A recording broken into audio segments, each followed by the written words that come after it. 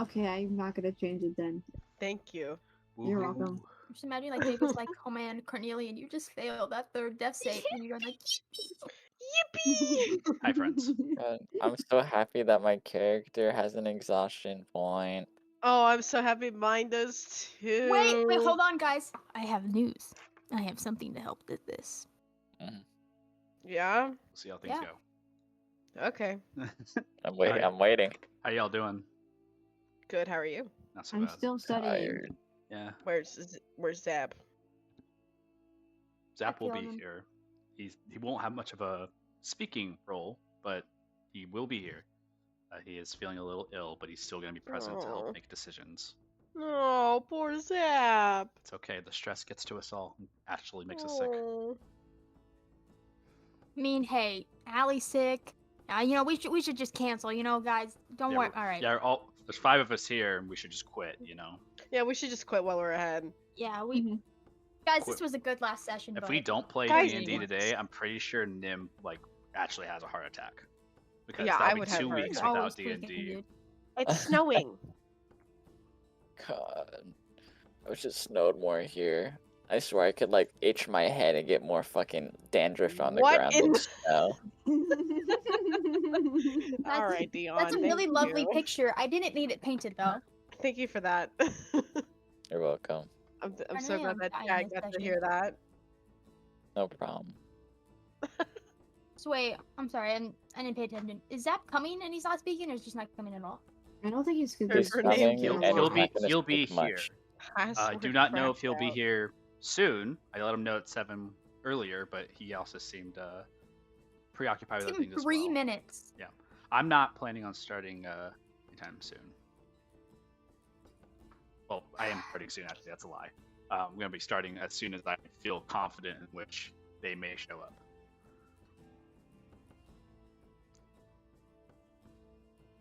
My mouth hurt. If you guys want to join into the tabletop simulator I'm going to be having, Oh. hey Tanner. Give me a second. Let me Oh. pause this sheet. How do I If you do want. that? If you Steam, have Steam, the Steam, tabletop Steam. simulator Hey guys, I made game, you can jump into Yeah. there and participate. Otherwise, I'll be streaming it so you can watch as well. Oh. All right, guys, if you're checking fan art, I made an accurate rendition of Mimosa in the Town. Oh yeah, I'm ready. it's what it is Oh. just like. Whoa! It's a whale. Wait, what? Will is so insensitive of you, Allie. Oh, I'm so sorry. My bad. My bad. My It's bad. perfect. Why do so many people call Mimosa fat? No, Just- it's just. Have you ever seen those pictures of the prehistoric whales? Hold on. Like that. Yeah, it literally looks. Hold on. What's the password? It should be with the same thing. It's in the thing. It's in the It group should be chat. right underneath it. Oh, Right. I have that thing. Yeah. I'll download it. But the good news is that I have a new live chat for you guys to roll for rolling. If you have seen it, it's connected to your D&D Beyond. If you want to use it, you don't have to. But from now on, try to use that one, so that way I can keep a track of things as we go. It helps me see a little bit more into the historical side of that, and it makes it easy for you guys to click on things. Yeah, nat 20, Cat. Too bad about Oh. that. Did I? It did. Your Arcana check was a nat 20. I'm really good at magic, guys. Is there a way You that chose. Oh man, Mimosa's right now. roll So it- sad. D&D shit in tabletop or no? I'm sorry? There's Is there a way that I can do the crystal. rolls Or is this like a from D&D blue? Beyond Yeah, on you can. tabletop? Purple. Well, I don't think there's a tabletop That's integration with bad. D&D We switched Beyond. colors from this campaign and last Tragic. campaign. That's I kind of funny. I That's don't a know little if funny. yeah, it is what it is, you know. Wait, give me a second. Yeah, if you change Where- colors to white for some reason, it shows everything. But I think that's just because that's how the hidden works for some reason. So, Because I have hidden DM stuff and I have hidden white stuff, so it's I don't know how to color change that Ro hit the cocaine. for real. For real, no cap. Do you want me to join above VTT blah, blah, blah, blah? No, this is tabletop simulator. We're gonna be doing this on. No, I mean for rolling. You could just No, roll you through your don't character need sheet. to. Yeah, just Oh, put okay. I another didn't thing on realize your that's what you sheet. wanted me to do. Okay. I mean, you can try rolling through the character sheet. If you don't see anything, I have tried to use your character to see if it works, but you may have to update your account settings to make sure Discord is attached to it. I have no idea. I sent instructions to you and the rest of Oh. the group. But if you Give me want a to do second. that, you don't have to. It is helpful though. In case you're like trying to do things on your phone. I got you, Pookie. Don't. Okay. Don't what? Nothing. Don't what, Jacob? Nothing. I'm not bothered. Well, my account's linked. That means it should be working, right? You gotta Run enter a command in command chat. in the chat, yeah. What chat? Fuck. So you have And the same the- issue. No live roll. In the live roll, right above I'm just gonna add because this is so- also happening for DM Oh. So too. guys, yeah. So I'll I help you out. figured out how to fix that. Hmm. When it will be at the top when you click it, and then after you click it, on the right side under where you can see the pinned messages for the channel, it says like add it to your channel list or some shit. You click that. Oh, Never interesting. seen that in my life on Discord before. I'm not sure about that either. Put the channel list. I can't join in. I like the list of voice chats and text chats that we have on the left side. For some reason, that one was optional for me. Weird. I was trying to figure that out too. Hello. Hi. Hey. I Well, can't join in the server, and it makes me sad because I literally just downloaded it for this moment. it's all good. Wait, Either way, What are we trying to do? well, Tabletop. if you want to jump into the tabletop And simulator, you can. That's kind I of the should have first thing. bought. I With all thought of it was your just mine, and I was like, why? With all your initiatives done, we're going to start at the top of the round. Idris, you get to go first. Oh my you God, are okay. you are currently by the front of the inn. You see someone kind of dropped onto the ground. As you immediately look, you see that there's like a little bit of blood splattering kind of around on the person. Like not looking too Mhm. hot. That's the first thing you see. And as well as a busy street. Also, the secondary thing you notice is right in front of you. You see this obelisk kind of brazier, and you see Mhm. that it's completely shut off. Like you guys are in darkness right now, completely. The only light that you have is basically around this fire that is like tindered out to your like right, and that's the only dim light that's around you right now.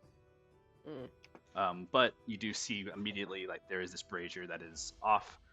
You see that there are people who are just kind of in darkness looking around, and you also hear wailing in the distance, this screech.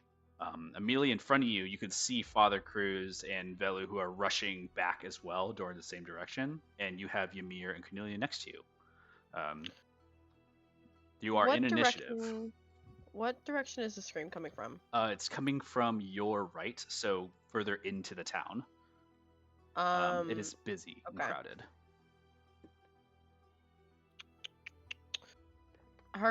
I think my first step is to check on the falling guy over here, so I'm just gonna...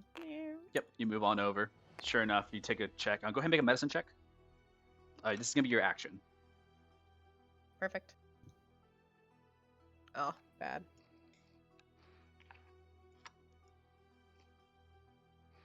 5. 5, you're pretty sure they're dead. Blood splattered, no pulse on the check, and in the darkness, hasn't even been seen. You see footsteps on them as if people were tripping on this body. That's all you see. And then she's just gonna run further into the town, like in the direction of the wailing.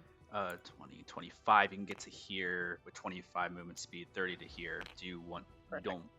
You have a bonus action still, if you want to do anything. But Let's see it is here. dim light darkness, kind of as you dive deeper.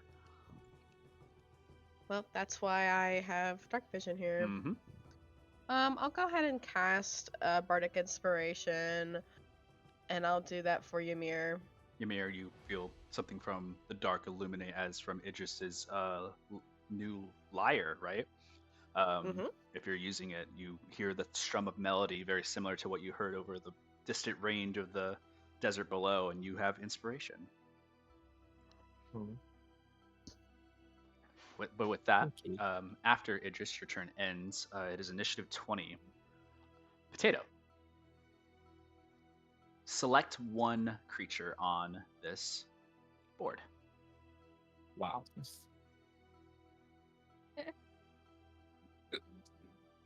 Be anyone you Yes. want. Anyone. Wherever your red marker is where I'll go. So Oh. Big guy. this guy right here. Every single one has a backstory, a reason of living, a motive. This guy His right mom here. was a dancer. He came just to work here to As help her. this guy is walking in the He has darkness, a family. Idris, you're the only one that could potentially see this, so I need you to make a perception check with Oh disadvantage. boy. It is 5, 10, 15, 20, 25, 30, 35, 40. Just on the edge of your vision in the darkness. Can you 18. focus on where Velu is at? Velu is over here. With What next was to your Father initiative? Cruz. His initiative was 4. Yeah, you're right next to Father Cruz. Oh, okay. Would Cornelia not be able to? No, never mind. Yeah. Idris, what was your roll? 18. 18 with disadvantage. Very cool. You catch this. I have very high perception. Let's hope that you don't get scarred by it. Potato, what Okay. happens to this person in the darkness? You see him get lifted by his leg and like rush in this direction, like getting pulled. It's pulled this Oh. way. And as he's getting flinged to the side, his head will hit the side of the corner of this building and crack open. Oh. And he just flies off the map, basically. Just like completely Mhm. disappears. Just fucking. You now have a toy, Dion. Yeah, completely disappears. Idris, you see this in the darkness. You see someone get snatched into the sky, hands a tether upon their shoulder and then to their leg, lifted up, snaps across the building, and vanishes beyond your peripheral, beyond your sight. A scream is barely heard as the barely able to say out scream for like maybe like a half a second is stopped by the immediate snap of bones in the neck. Okay. That's what you see, as well as some other people who are running around. I'm gonna roll something real quick. Okay, that didn't work. Okay, so there's some guards up here who are like posted on the lights. You see, there's a couple of individual guards who are like running around. You see this guy. No one sees this actually. Actually, let's see what's nearby you. Let's do what you guys see over here. With no real guards occurring, you see this guy who's next to you just walk up to this thing and just like start bonking on it with their hand. It's like, stupid thing, why are you off? And he's like just hitting on top of it. Like he looks like he's trying to get it to work again. The other people who are around are like just, you know, wailing, screaming, like running in different directions. One person runs over here and just tries to, you know, GTFO. This person who is like a Lucidia kind of like, you know, worshiper kind of turns to you as you're leaving. Oh god. Anyways. Just kind of turns to you, Father Cruz, and as the lights go out, basically, they look at you and they say safe travels before they leave. There's a bunch of people who are just kind of like walking around. There's like a thuggish type of person who like walks in the direction here. You see this guy's just making their way, and it's kind of just like stands there, kind of ominously in the dark, saying, "Well, it's dark now." Bunches of people are just moving within the night. At the end of that, Ymir, it's your turn. With Ymir. Cornelia. Oh, sorry, my bad. Cornelian's turn because he got a 19 on his initiative. You got 17, right, Ymir? Yeah. Oh, yeah, so that's Cornelian's turn. Apologies. How do I? Can you turn the grid back on? The grid is on. You might have to zoom out a little bit. Oh, okay. I can't go directly top down. Oh, yeah, Okay. What's my movement? Whatever you. Yeah. Where do you want to go? 30 feet. Okay. 5, 10, 15, 20. You will be next, Ymir. Okay. 25, 30. Oops. You're up there. Oh, I got it. Don't worry. Yeah. You get here. Right there. For the sake and purposes of like you moving around, you get to the edge of your movement, and it's getting difficult to bump. You're kind of bumping into people the same time as you're moving. It's becoming very difficult to kind of like. You get the sense that you're gonna be slowed taking the floor ground level. You do see that there's opportunities of like jumping onto buildings, like kind of maneuvering the area, and also since it's dark, it's just impossible to find out what's going on. Okay, here's a question. Mhm. Sorry to interrupt. Where's Robin's place? Robin's. This is not Solaria. This is Dracel. You Oh. guys are. Yeah. Oh, You would have to fuck. You would have to travel 2 weeks out to get back there. No. I Sorry, mean, my bad. I but got something going Flipping, on. something's in I'm your flipping mind. back. It's for real. I understand that for sure. But This like, shit's still fresh. yes, All it's right. it feels so recent. You know. What do you wanna do? Even with dark vision, it's hard to move. It's not that it's hard to move. You're bumping into people as you're running. It's Yeah, fuck the basically people. basically from this point forward, it's gonna end up being difficult terrain for you. Okay. Let me do this shit then. Let me see.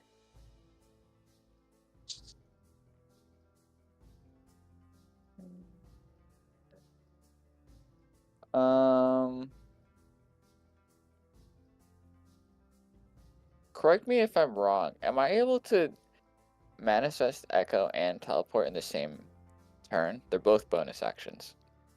You would only be able to But- manifest it. You'd be able to change places with it after on your next turn. But I would say for really cool, it sounds really cool. If you want to like shadow like the echo exactly where you're standing and then go to a location. So Yeah. it sounds cool. Go ahead and just make a Constitution check for me. Okay.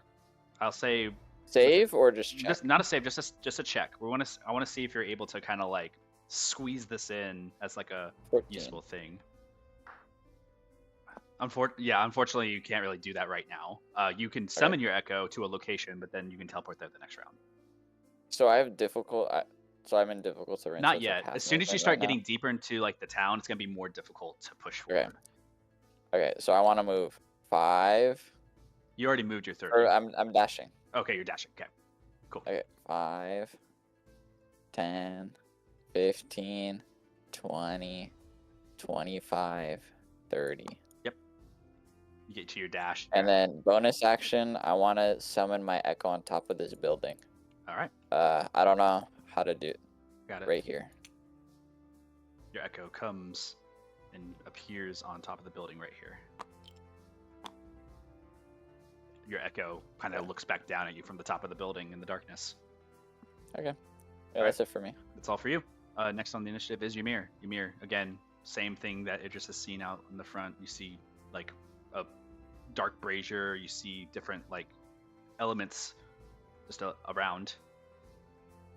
Ymir's gonna run forwards, like past, basically same route with Yeah. this 35 movement, and You guys are then right here, I believe. can I hug the? The wall? No, yeah, that's fine. Never mind, that's fine. If you want to like vault over things and like maneuver through stuff, you can absolutely do so. Nah. Ymir is going to look at his sapphire, and he is going to say mimosa, and then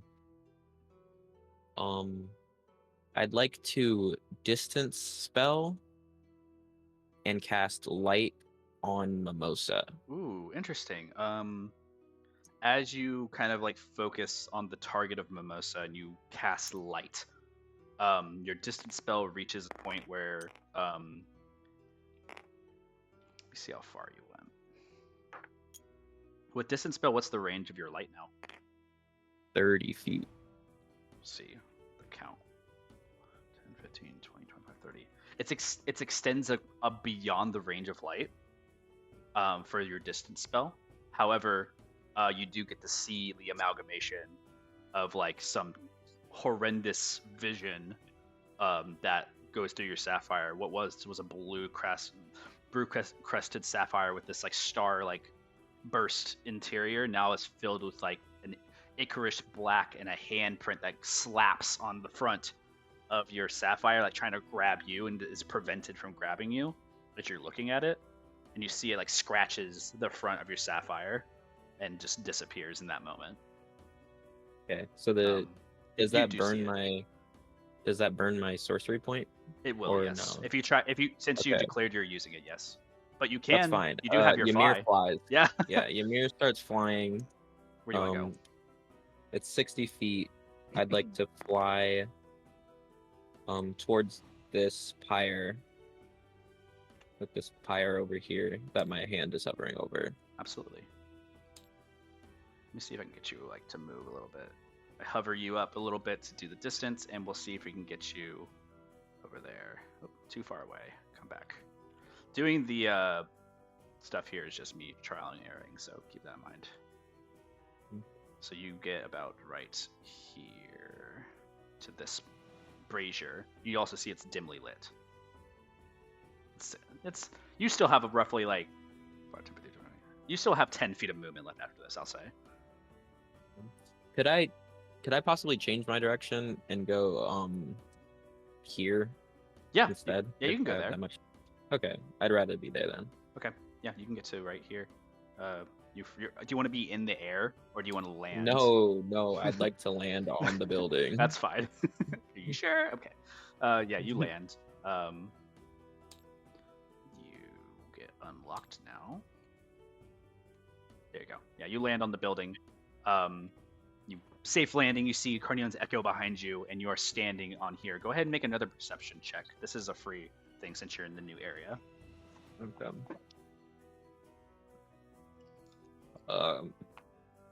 15. With a 15, again, you notice as you're like flying around these braziers that are completely dim lit, like mostly just gone. It's a dark town. The only light sources you see are like fires on the outside of town, maybe like a passing torch from an individual, but everything is pitch black if it wasn't for your dark vision.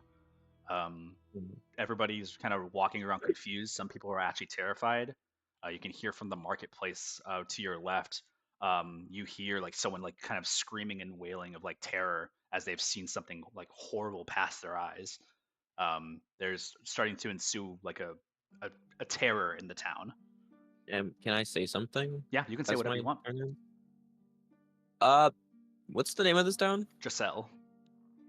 People of the town of Giselle, I do not mean to alarm you, but you should for sure evacuate from the town. There is something dangerous all around. Leave this place and find light. As you kind of shout this out, there's a guard right below you who kind of looks up and he's like, "Who are you?" Don't worry about that. A concerned citizen. Make a charisma check. This is just like a general persuasion or just straight this charisma? straight charisma because some people will interpret this in different ways. Okay, 19. 19. Okay.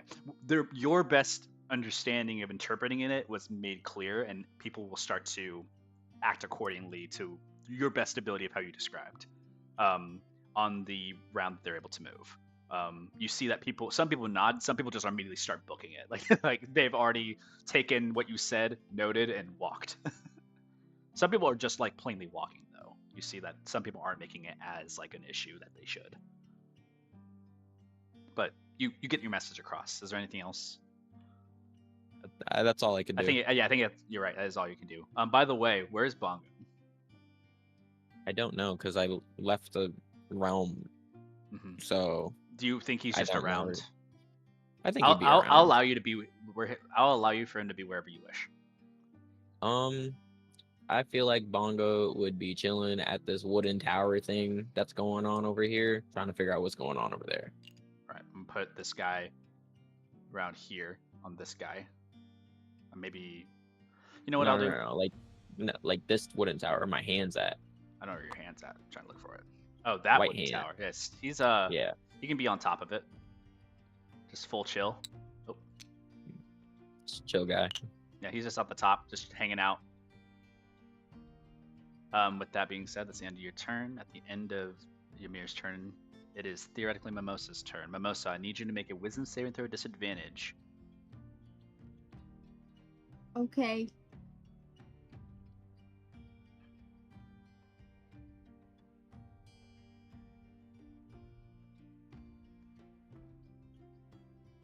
Eight. With an 8, nothing for Mimosa to do on this turn. Next is Velu.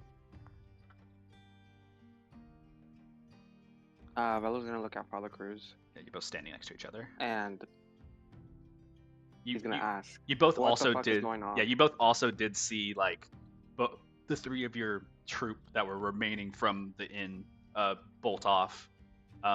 like to rush towards the inside of town, towards where the scream came from your perception, Father Cruz. Velu, you also heard this scream, and Father Cruz kind of directed you to run, like to hurry up. But yeah, you say this to Father Cruz. You have a short 6-second conversation. Father Cruz is not gonna answer. Oh, Okay. I was gonna say, we can be faster. Answer the question. What was the question? What the fuck is going on? You guys are like running and sprinting. Father Cruz is not hearing you. What do you want to do? What do you want to do, Velu? I'm going to hold my action for when I hopefully, if I remember this correctly, Father Cruz has a steed. Mm-hmm. I think the steed's a little bit faster. He's gonna hold on to his action to hop on the steed with Father Cruz. Okay. You hold your action for when Fine Steed's called, and you want to jump on with your action. That's fine. Is there anything with your Yep. bonus action or movement that you wish to do? Yes, and I have a question for you. Answer. Yeah, last session I wasn't here. Could we say that I attuned to my sword Absolutely. and something? I think it was something else. I was gonna attune to the amulet of plane shift. Yes. Is that okay? Amulet Planes. Absolutely. Okay. So I'm gonna attune to both of those, and then I'm going to, for my bonus action, I'm gonna do Blade Song. Yeah. You see, as they're holding the action, you grab onto your blade, and before withdrawing it, there's an energy that kind of surrounds Velu of this mystic, force of space and time, and you see kind of almost like a glitch from them, Father Cruz, as you see that Velu's preparing something. With that being said, at the end of your turn, Velu, it is Father Cruz's turn. I have a question about Feinstein. Okay. So, because we share initiative, is it I could also do a bonus action, and it can also do its bonus action, or it's one turn altogether? So your bonus action ends up being shared with the steed. So the Okay. steed acts as part of your turn. Once you mount it and ride it. Okay, so Cruz is gonna summon it. All right, the same elk, right? Yeah. Your steed is summoned. Just kind of encompasses a large area because that's what it does encompass. And for the sake and purpose of getting into it, I'm just gonna lock you both to this. Velu, you also get on. You both mount. 1 second, I'm gonna do this real quick. Watch me try to finesse this real quick. Can't even select you for some reason. It's because it's the wrong direction, I guess. Yeah, I'll just move you there. Stop.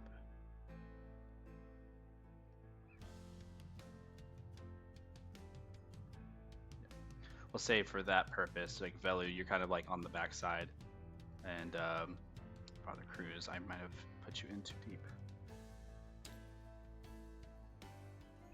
God Lord, I'm just so glitchy.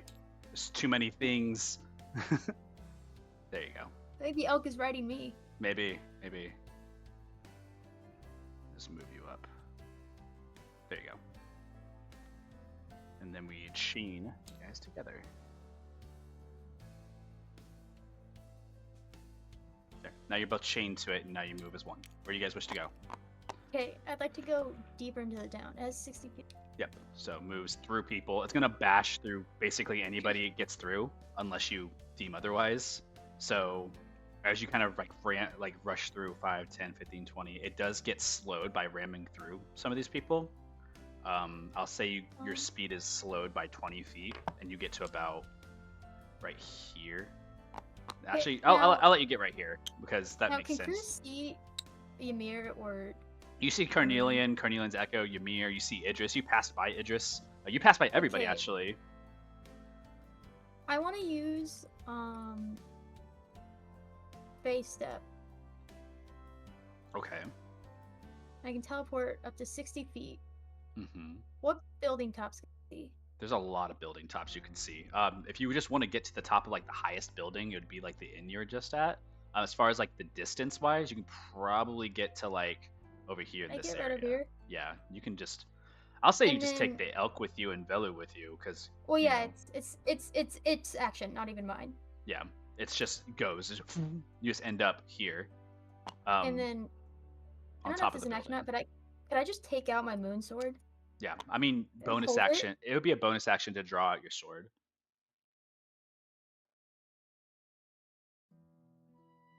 Dang. Yeah, so bonus action, you pull your moon sickle, or sorry, your moon sword, moon touch sword. Cool. Is there anything else? Nope. Okay, yeah, you're on top of this building. You see Ymir on the other building shouting out these instructions, and Ymir to your left, a golden radiance of Father Cruz and Velu on a golden elk jumps on top of a building in front of you, like spawning into existence with like fairy radiance. I have And so much conflicted feelings right now. Velu's on the back as majestic as Father Cruz too, like kind of holding on to Father So Cruz's stupid. shoulder with their own sword out. Two hot people doing very hot shit in front of me. Yeah, you see This this. is not the right Idris, time. it is also like a passing for you because as like the elk kind of stampedes off, everybody like kind of like it's a quick movement. You see a bunch of people pushed over actually because of this. I'll say this person gets pushed over. That didn't really move I him. got a 15 feet of brightness around me. You do. A little bit of radiance kind of flows from Father Cruz. But yes. You see braziers in the town as well, Father Cruz, along as you, Velo, just in darkened. Like there's no light in this town other than what you guys supply. Back to the top of the round. Idris, your turn. Oh no, it's Bella's turn. Velo He already held it, went remember? before you. He held his action to get onto the elk. Oh, okay. Yeah, so that's all. Idris.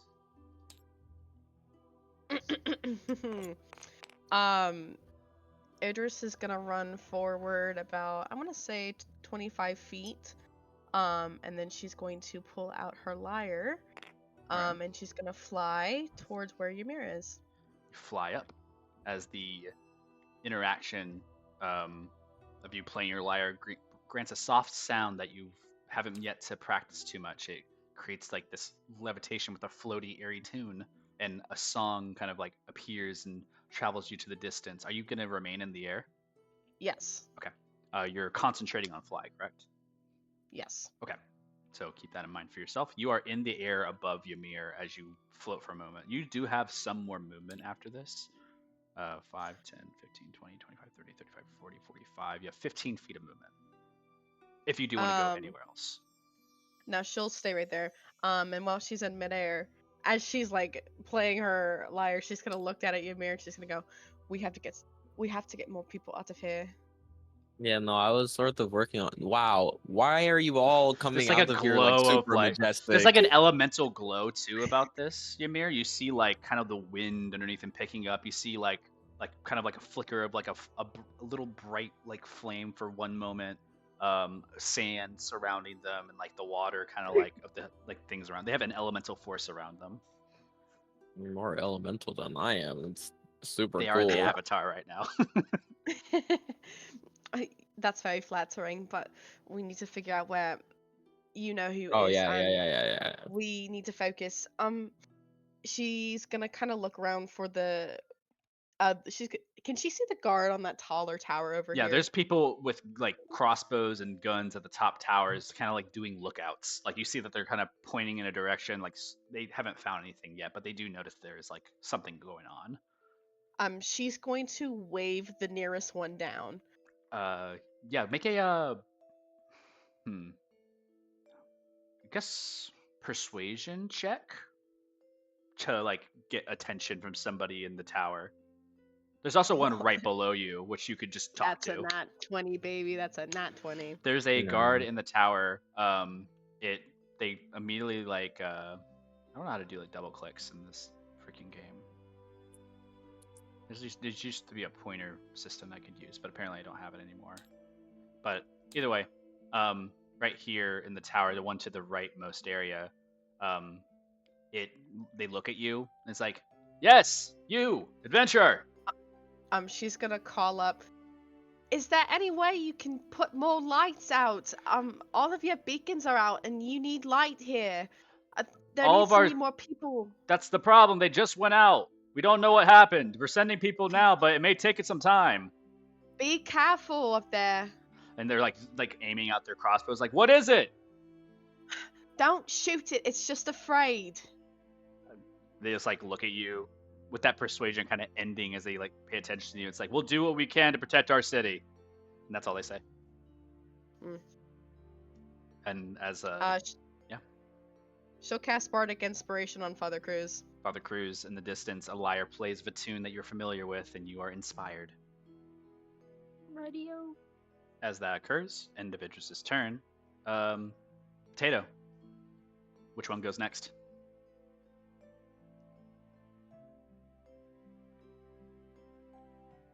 This guy right here, a soldier, posted outside of the town area. A moment passes as the darkness, you guys seeing in your dim light, Father Cruz, you immediately just look down, and you Wait, where already is it? have. This is right below you. Your dim light Rebuke sheds the 10 violent. feet, right? I was. Rebuke the violent. How far does your light go? 10 feet? 15. 15 feet. Okay, you're gonna be able to see this then. Wait, no, I'm gonna rebuke the violent reaction. That's fine. You're still gonna see it though. Oh. You're just gonna be able to see into a little bit more of what it is. Don't worry, I made a custom mini for you because I didn't know how else to do it. So I took a bunch of mage hands and threw it on the fucking terrible Oh, fucking wow. thing. Oh, Jesus God. Christ. There's a moment where your light, your radiant light, peers down and you see the amalgamation of your horrors in your son below you. You just see it for the moment. Rebuke the violence. Remind me what that does again? Wait, is he attacking it? Go ahead and. Are you just gonna do it before they do anything, or what do you want to do? No, is Mimosa attacking the guy? Mimosa isn't, but this thing is Okay, for sure. the creature. Yeah. Okay. Rebuke the violent is immediately after an attacker within 30 feet deals damage with an attack against a creature other than you. You can use your reaction to force the attacker to make a wisdom saving throw. Okay, that's fine. However, Potato, does this creature Hi. kill this person on the spot or drag him away?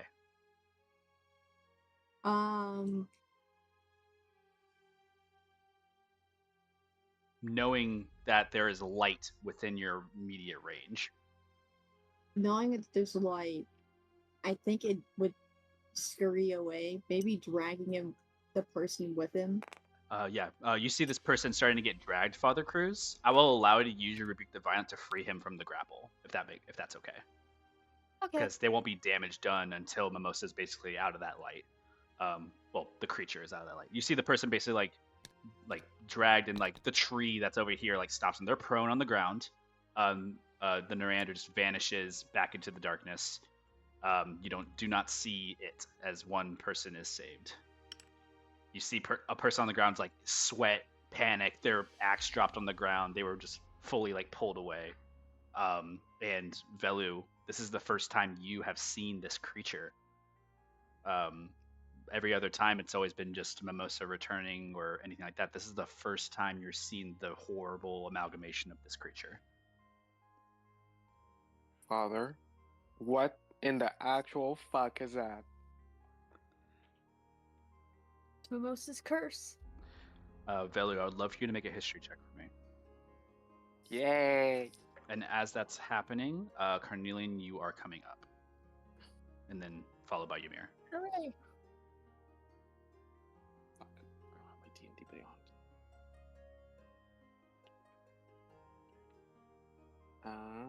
It is going to be. Hopefully, it works in this chat. Roll D20. History? Mhm. Not 20. Holy shit. Okay. 27. Oh. Juicy lore for you. Give me the lore. The first thing you learn is that this creature that is shown is very familiar in its like in its stead. It looks familiar. And the first man, with the nat 20, I gotta give you more than that. This is something of lichen nature. Are you familiar with what that is? Yes. Yeah. So what you see here is almost similar to like what a werewolf would be, like a werebear. You can already see like the depictions of it, but something's horribly twisted about it and grim. There's something horrifying and nightmarish about whatever this creature is, and you get the feeling that this is like a really fucked up like lichen. What the only reason you feel very confident in that is because as a changeling shape changer yourself, you understand that there are other creatures out there who have like basically imperfect changes into their form. And this, if Mimosa is this is something similar to what you've seen maybe in like scary children's stories of the Fae. So it's very, resonant with you because as soon as you see it, this is your nightmares. Mm. But as a shape changer, you catch that glimpse as a nat 20 that this is some type of lichen type of curse potentially. Okay. And I think you can share that whatever you want, but at this point it is Carnelian's turn. Hello. I'm gonna swap places with my Echo, Easy enough. You go swap places. and then I'm going to desummon my Echo. I want to Echo walk over. summoned. I probably shouldn't have deleted that. Hold on, let go Here. real quick. Okay, my bad. You're good. Had to reset. I didn't want to delete your Echo. I just want to take it away. Okay. Alright. And then I'm gonna move over to. I'm gonna let you know all the white boxes disappeared because of that. Oh, like everything refreshed? Oh yeah. Sweet. Okay. I'm gonna walk over here. I'm just gonna stand next to Idris and Ymir and be like, okay, All three of you so on like, the roof. what's the plan here? Can Cruz hear them? All of you guys can hear each other Carnelian's for the keeping sake. quiet. Because he doesn't want to fucking spook Mimosa in any way and get his Actually- ass. Actually, you know what? All of you guys, for the sake and purpose, like for not being seen, like it is darkness out here. Like there's not much else you can do to keep yourselves like hidden in that sense. So you guys can speak freely across the rooftops if you desire. It's only like 15 feet away from each other, and keep it like relatively to your zone. Yeah, I guess I'll speak out so Cruz can hear as well. So, like, what's the plan? What are we doing? Because I'm exhausted. Idris, next time you see it, can you create a wall around it? I mean, we're gonna have to get it away from, civilization, but yeah. Group intelligence check right now, since you all are talking to each other. Intelligence. Please be high. No. It's really Like, important for like, you, what Father the Cruz, for fuck? sure. 7. Alright. You guys Can I want use my this? help? Wait, can I use my bardic inspiration for this? Yes. Isn't it 1d8? Yeah, you can add one. You to guys eight. want me to roll too? No. Okay.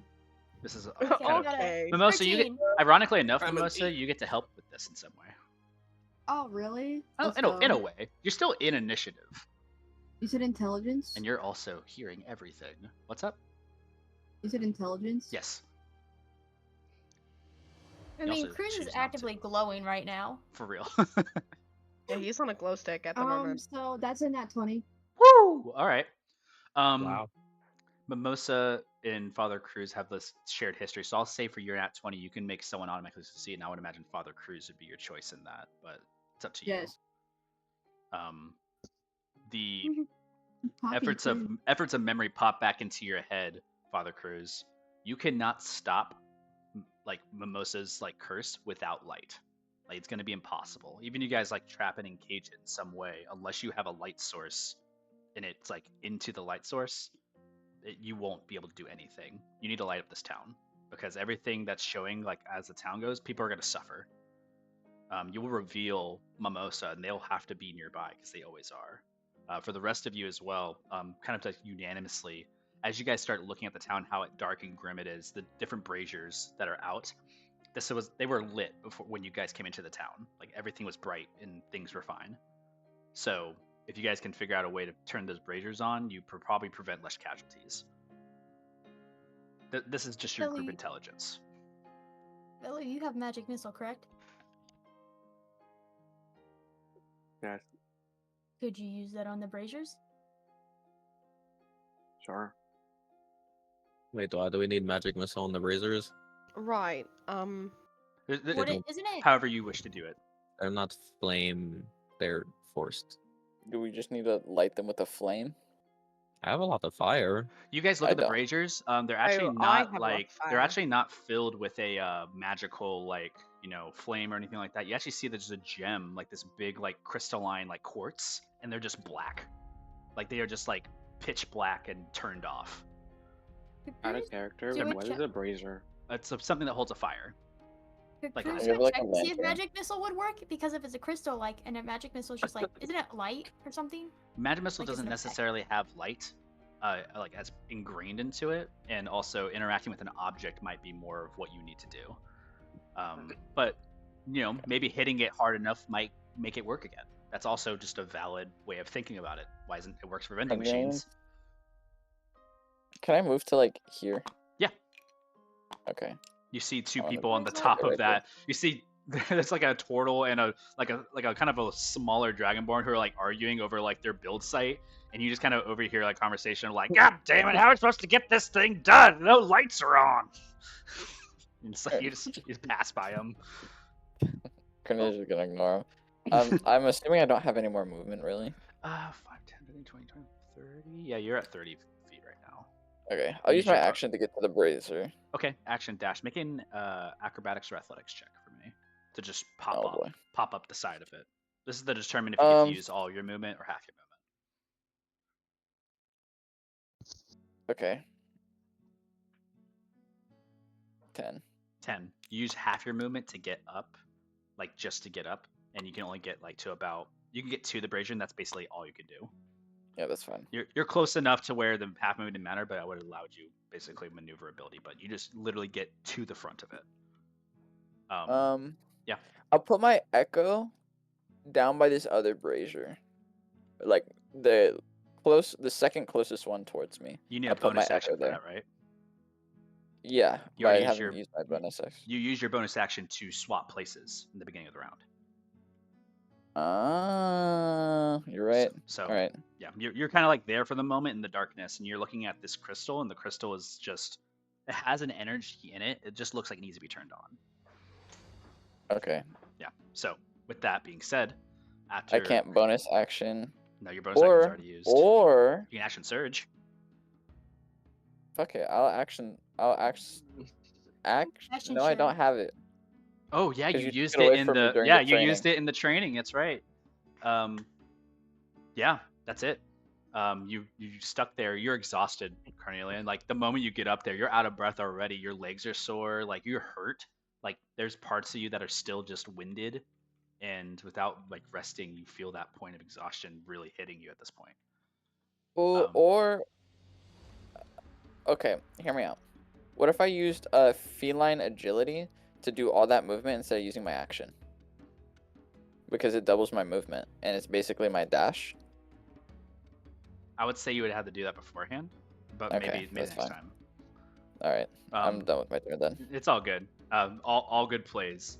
After Cornelian, it's Ymir's turn, and then following is Mimosa. Ymir, you're on the top of the building. You've just had this conversation. What's next? I'm Cruz. I'm trying to locate Mimosa to cast light on them. Do you think that's good, or should I just try and light up these fires? Because I have the light spell.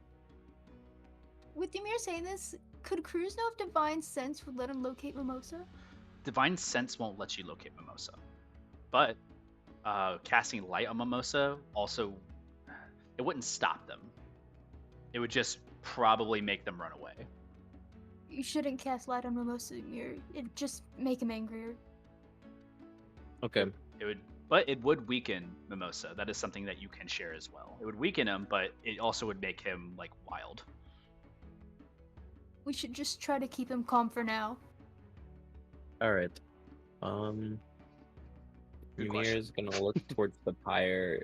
Can I make like some sort of check to see how these like pyres You'll operate? have to get close to them. Okay. Like you'll have to move towards them. Can Ymir like slide off the caravan and get towards this pyre right here. Oh, you want to go this one right here? Yeah. Yeah. You basically jump over to like this cart, bouncing off, getting onto the ground. Make an acrobatics check. It is a 10-foot drop. All right, chat. 14. 14, successful, no damage. You just do a tuck and roll. And as you like roll, land back on your feet, you're right in front of it. That's no action for that. But if you want to inspect this thing, it's an investigation, or if you're specifically working on the magical elements of it, Arcana. Is that gonna take my action? It will take your action. But I'll say if it's successful, you can also interact with it with the same turn. Okay. Oh hell yeah. 24. 24. Arcana. These look like they have a switch mechanism that are underneath the brazier. You see that there is a line that is like dedicated to like a power source of some kind, and as you look where the power source is, you see that there's like ether gem connection between the power, and you see at the bottom there is some type of resonance of like a magical rune that activates this thing. You notice that the rune itself has been messed up, and the rune is something that could be like moved like back into position. Like it looks like someone put like some type of like material here to make a rune. But you can see that moving and flipping some of this on the brazier would activate it. Okay. Ymir's gonna say to everyone, when you get to a pyre, like everybody, if Yeah. you get to a pyre, a brazier, just move the rune and it'll fix back into place and light up again. Yep. You guys get the summarization how to fix it, so it won't require you to investigate it anymore. But And then Ymir, you said I can interact you can with do it it, if yeah. I succeed? Okay, I'll interact with it. A bright light shines into the town in the middle of the night, as the this point in area around you for 60 feet, bright light, like just expands outwards. You're blinded almost for the moment, as you basically are looking at a dark thing into the darkness, and your dark vision's been activating, and just everything just shines brilliantly for a moment. As energy's been Stockholmed. For the sake and purpose, this area has been quote unquote lit up. Can I have Bongo go to a pyre? Yeah, Bongo Or a can brazier? fly. He's pretty high up, so I'll say he doesn't get to there this round. He can probably start going towards this guy over here. So Yeah, he'll okay. fly and land here. He gets to the top of this. Actually, I'll have him get to up here. He lands kind of next to this like soldier that's up here on the top. You see he's also aiming down, and you just see him kind of like pointing down at like the brazier down there, and the guy's just kind of like pointing the gun at Bongo, just like, shoo, get out of here. And Bongo's like just making hands. It's like trying to like articulate something like professional. And he's just Can I kind of see like, that? yeah, you just see what's going on. It's like there's the guards Don't up the aim at top. my fucking monkey, you dick! It's like, oh, it's like confused. That's the end of all that. With Ymir ending. Mimosa, make a wisdom saving throw. Disadvantage again. Okay.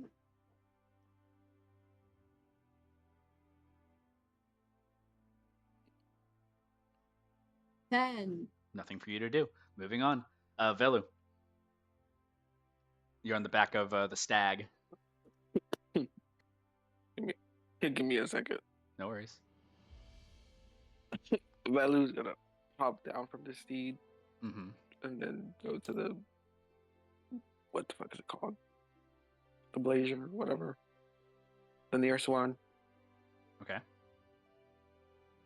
Let me do I'm this. gonna real turn it quick. on. I don't think I can unstick you from here, but I'm gonna try.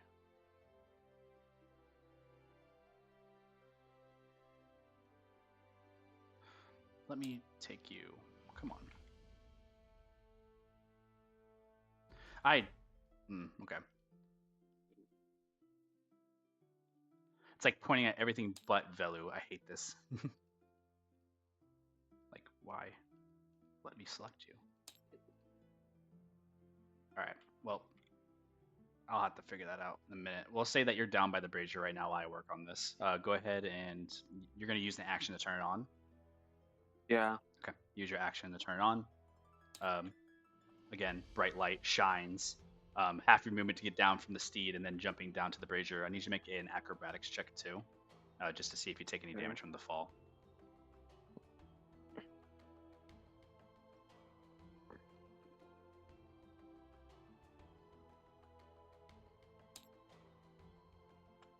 goes.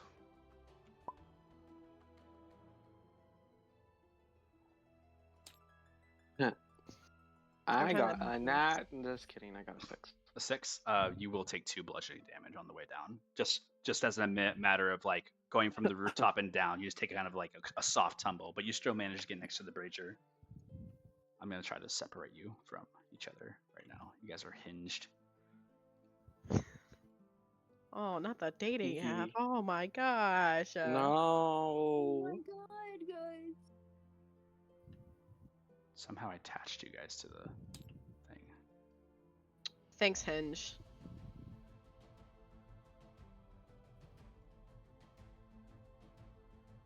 There you go.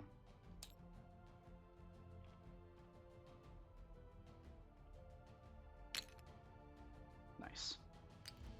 So now I got you down here. You're basically interacting with this, and then you two are bonded. All right, cool. I accidentally linked you to the table somehow. That's why I was messing up. So yeah, you guys are there. You see Belu hop off the saddle and like mess things up. Stop poking children. You have a bonus action still. I'm not gonna use it. Okay. And Bella's just gonna stay by the light because he Father doesn't Cruz. know what's going on. Okay.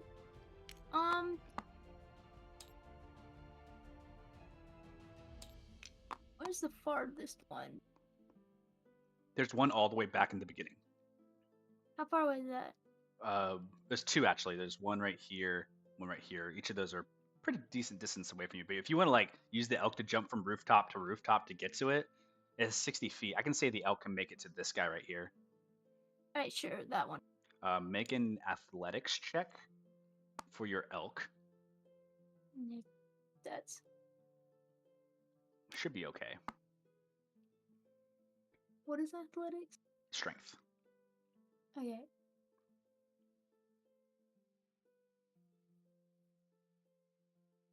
$17. 17 jumps across like a grand like moment of rushing and jumping to the next thing, running across. The elk jumps down, no check needed because it's fucking elk, and you get up right next to it. You basically like drift over and you're to the side of this thing.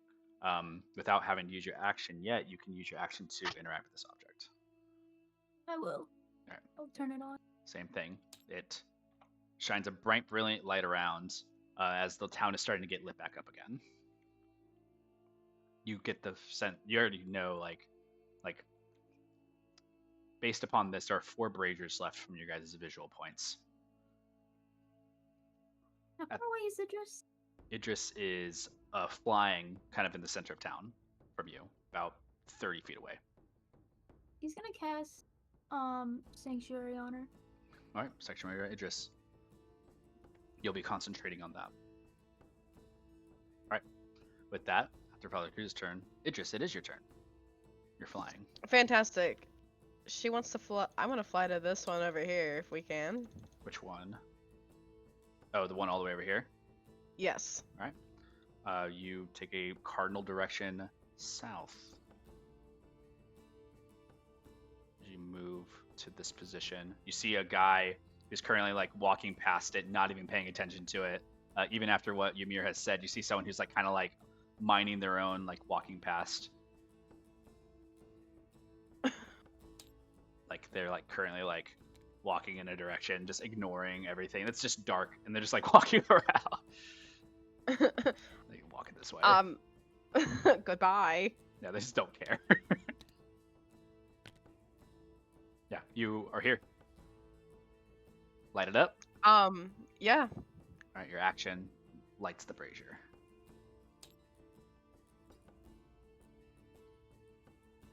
And then you have a bonus action to you. And I think you still have a little bit of... Actually, no, you used all your movement to get here. You see Bongo above you, who's about to swan dive off of the side of like the building.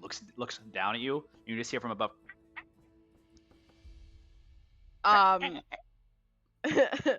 Idris is gonna point in the direction of the other one over here. and she's gonna point at it directly. She's gonna go, Bongo, I don't know if you can understand me, but if you can, go there, press the rune. And Bongo like salutes you like with a military salute and swan dives. Just full. You see him about to jump into the air, like preparing his wings to fly down. How far away is Carnelian from me?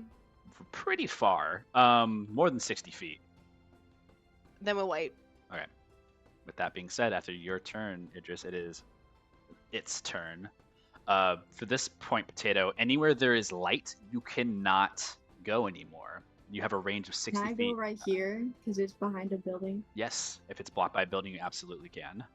Can I get this soldier right here? Absolutely. Bongo, who is like kind of like interacting about and turns their back. What they don't see, and I think maybe from what perspective could see this. Maybe Carnelian can see this. Idris, actually, you see this too, Idris, because you were just looking up. Terrifying. What happens to this soldier that's pointing a I weapon? should You know. see, Where are you at? You Oh, should- Ymir, you're down here. I was looking at him last time. Oh yeah, you were looking at Bongo. That's right. So yeah, all three of you see this. you see a hand grab his hand, and then another hand grab another body part, and suddenly he's just wrapped in hands. They all start pulling. Yeah. And they just start pulling like in a direction or apart. They are pulling him apart. Yeah, you guys see limbs detached from a creature with only 4 hit points total. Not sure if it's being absorbed or anything. It's It being just flung around. fucking body parts fly off, and you see what you would see is a head landing on this rock formation without being able to. Here you go, Cat. A new toy for you. That's it. That one gets eliminated from the board. 2 casualties as we continue. With the light being spread, you guys already take notice. Carnelian, Ymir, and Idris, all of you guys take notice that they avoided the light. But what that means is that these people are safe. So with that, the next on the round is Carnelian. You are by yours. Turn it on. Yep. As you shine this one specifically, with it being at the top of the town, you see a lot of the town is illuminated. This one, Yeah, polar. it's fully like engulfs like the whole entire like side. There's still like a dark area by the inn that's still not covered, but as far as like everything being light shined upon from like where Nimbus is sitting and beyond is full bright light. You guys have basically like cleared out this section. Okay. I want to use feline agility, and then I want to try to get to this other brazier. Okay, you want to try to get back over to here then? Yeah. I will allow you if you want to use feline agility. You could literally like full like parkour this situation. Like I can Yeah. like you basically make an acrobatics check for me with advantage since you're using feline agility. Huge. We're gonna have like basically a scene of Carnelian doing some cool Black Panther shit right now. I Oh, wrote 2 a fucking sixes. double nat one. Double nat one. Okay, maybe you don't. Yeah. What would be cool? What would be cool? Black Panther, you jump onto the ledge of like here on the side of the tower, like just one big bound of a jump lands here. You start to walk across the side of the tower, get to this point, walk to here. As soon as you get to here, the wood banister breaks and you fall. You're going to fall to this point. You are going to take damage. That's fine. Can I still get to the brazier? You'll be prone and you'll have to use the rest of your movement to get up. So unfortunately, with your feline agility, it doesn't get you there. But you will take damage. Unfortunate double nat one situation. That wouldn't be fair of me if I didn't honor that. Yeah, thanks, Jacob. Just saying. You're gonna take 11 bludgeoning damage as you smack into the ground. Your breath leaves your mouth. There's a moment of pause as you kind of like your hand doesn't catch, but your elbow and arm try, and you feel your shoulder pop for a moment. There's an obvious like pain that shoots through you as you now are exhausted and on the ground prone. You use the rest of your movement to get up, and that is your movement. You can use your action to dash. I already used my action. Oh, you Turn used it on. action. Yeah, your bonus action. My bad. I'll second wind. You second wind. Bonus action, second wind. All right. You can go ahead and roll that. After Cornelian, it is Ymir's turn as you're rolling your second wind. You're I'll by summon the... my echo as well. Okay, where do you want it at? By the brazier. Okay. You summon your echo I by the healed brazier. 12. There you go. Get that health back. And that's it for me then. Okay. My echo has to be within 15 feet of me. I believe it is 5, 10, 15. No, it's not. So it's right here. Yeah. So it's a little off. Yeah, that's fine. A little bit further in. All right. With that being said, Ymir. Ymir watching the fucking guard get like destroyed. Absolutely, he's gonna say, "Bongo, get the fuck away from there. Go to that fire over there as quickly as possible." Bongo And- like did not see it at all. Bongo's head was turned and like about to dive down, so they missed out on whatever it was. And then Ymir's gonna cast I guess Frost Floor, and then I'll just a bunch of ice will grow under Ymir. He's gonna start skating towards the dark areas of the Okay. town. As you start skating, where's your end position end up? We can say by square, you just kind of like cause this floor to kind of come upon you. 20, 25, 30, 35, 40, 45. So, I mean, next to Idris, like one more square. Sorry. Like right here? Yeah. Okay, yeah. You manage to create this frost floor on the ground. Ice shards pick up. You move from place to place. You're next to Idris. And you see Bongo fly down at the same time as part of your turn, and they're going to interact with this. I'm going to have them make an intelligence check, but this is with advantage because they're, fucking smart. Yeah, they're fine. They turn it on. You see, like, Bongo goes in, and as you've directed already, just you're not sure if they took your direction or they just figured it out on their own. Actually, like they're kind of like they demonstrate a little bit of intelligence in this moment. But it lights up. You guys have almost all the braziers lit. There's only one left. Yeah, you arrive. Great. Well, that's my turn, I think. At the end of your turn, Ymir, it is Mimosa's turn. Mimosa, wisdom saving throw disadvantage. Again. Flag. I know. Hey, could happen. 16. 16 with disadvantage. Okay. I'm keeping that mental note. Mimosa, you can appear anywhere on the map with your Nurander at this moment.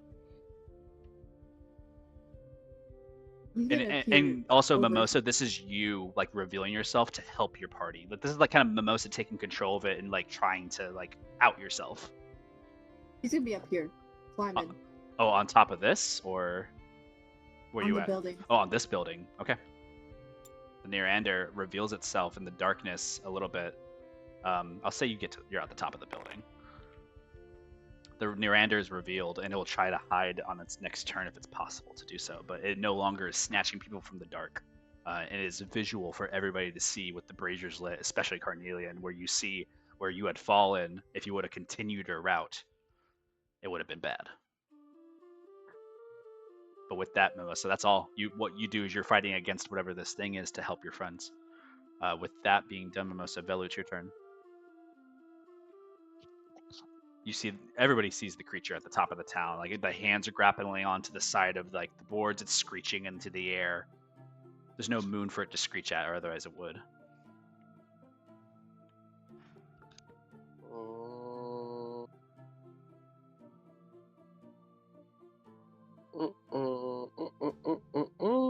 I don't know. Would you say that lightning bolt would cast like a little bit of light? Question mark. If you're worried about light, only things that specify it creates a light will create light. So lightning bolt will not. But Okay. you can try. I'll say No. for the sake of you trying to create light somewhere, it might just by sparking something. Depends on how you No, 'cause utilize then it. For damage, are probably the not. buildings made out of wood?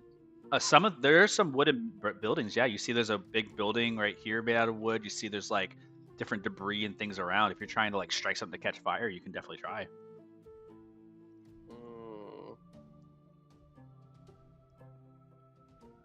I'm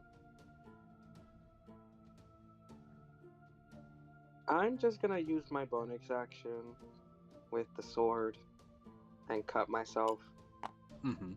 You cut yourself. and then I'll just hold my action to see if like the monster comes Okay. hit Balu, and we'll attack it if All it's right. nearby. You hold your action, waiting, and as the blood drops, you deal that 1d4 damage to yourself. And you basically are just holding on to this sword that now takes this kind of like liquid form, almost as like a whip. You know if you could swing it right now, it would curve in a different whip formation. As you see kind of like the trickle of red ichor or whatever ichor comes out from your hand, now populate the sword's edge. And with that, it's end of your turn. Father Cruz, you go. You're over here and you look up and you see your son at the top of the building, like full glory, no light.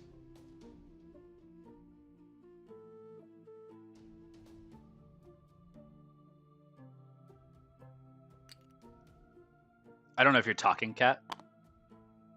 I was muted. My bad. Chris is gonna go turn on this last Rager. thingy. That'll be your action But right to before interact. doing so, Okay. he's gonna call Mimosa to come down to him. Mimosa. Like, the same moment. Mimosa, what is the response of this creature?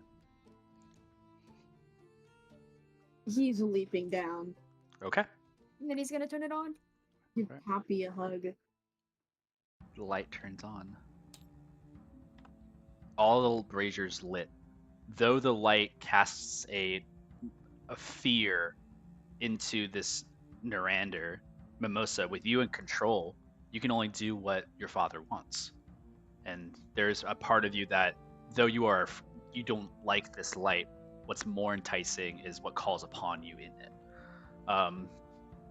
You no longer can see Mimosa. Like you have a blindness to you now at this point. All you can do is hear voices. Hear voices, tremors, etc. You can no longer see. Just for your knowledge of what this is. With that being said, Father Cruz, you interact with the light, turn it on. You have a bonus action, and I would say with your movement, you kind of expended that on your elk.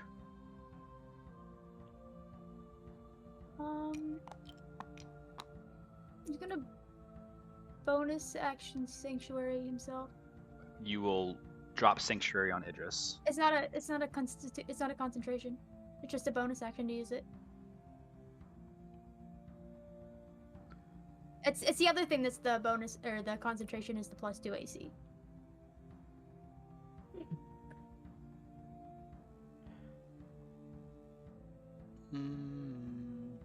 Oh, just that. It lasts for a minute. Yeah. You ward a creature until the spell ends. Yep. Yeah, until you make an attack, cast a spell, or affect an enemy. Yeah, fair enough. With that being said, Sanctuary sets for you, and you, as the Sanctuary hits, a kind of like a calmness upon you, as life and death itself seems to stand still. You patiently wait for your son's arrival. And with that, at the top of the round is Idris. Idris, turning, you see all the braziers lit. There are still people in the town who are starting to make their way, but as the lights come up, some people stop and slow down, like to look around and just see what's going on. Up above, you hear, "Up there!" And you hear the people at the top have turned their attention to whatever's up on top of this roof here, and you see people on the town kind of wailing and looking at it, what is that? And there's murmuring across the town, still fear and panic. People are taking steps back and looking around. Didn't he drop down? He hasn't dropped down yet. It's not his turn. Idris, you turn to Ymir, who is behind you with the frost floor.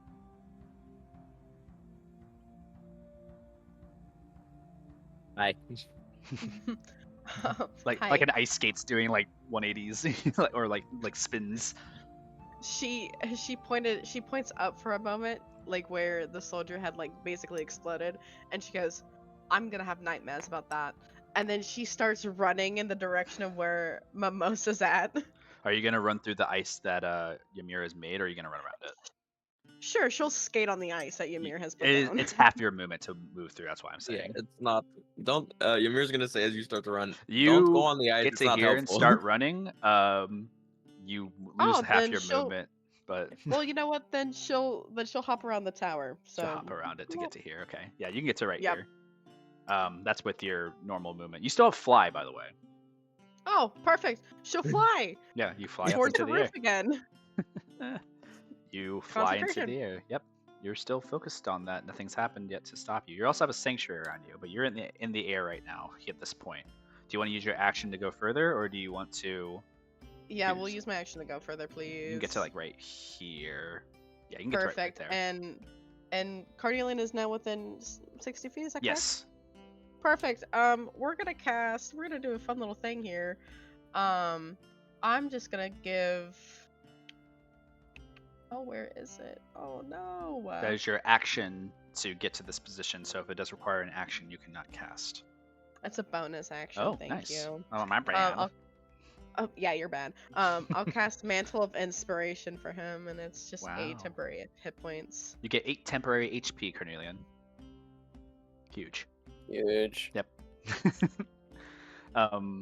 With that, Idris, is there anything else? Your movement, action, and bonus actions all expended. You kind of shout out to our Carnelian, or you play on your lyre. The sanctuary ends on your turn, though, as you cast a spell. Yep, we're good. All right. With that being done, at the top of this round, it is the citizen's turn. This guy who is banging on it, this dude was like banging on the top of the thing to try to get it to work, and Carnelian, Father Creed, just kind of flip one of the runes and turns on. He like gets blinded for a minute and takes a step back. I'm gonna have him just make one step Cruz back. to get out of here. He kind of like goes to take a step back and kind of falls over on the body, like falls a little bit down. I'm gonna have him prone. This person over here. Oh God, why am I ruining everything? Yeah, this person that's right here moves away. They're like running away from the area. That person falls. That person's dead. This person walks up, like not like looking to help and assist in some way. This person gets the fuck out of Dodge. Does not want to be here. This guy's crazy. And he just kind of like looks at everything that's going on, sees the echo, and he like readies a blade. He's like, "What the hell?" And he's like not sure what to do. Chicken doesn't do anything because it's a chicken. And everybody kind of within this range just does what they do. However, coming down full thrust is the Narander jumping down, landing right here behind, like next to you. A hand kind of envelops the area. All right. What do I want to do here? It is in the light. Father Cruz, you immediately take notice that it is weakened. Like it has a weakened form and is not completely showing itself. You see cracks of mimosa inside of this thing just being torn apart, kind of, and put into places that he does not want to be. But you see kind of like a worrying eye that tries to peek out, but is grabbed by its face and pulled back in. Horrible things. I'm gonna do a couple things here.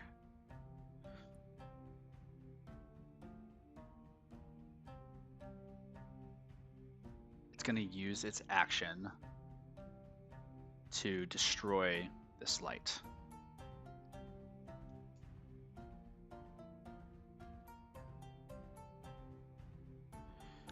It destroys the light.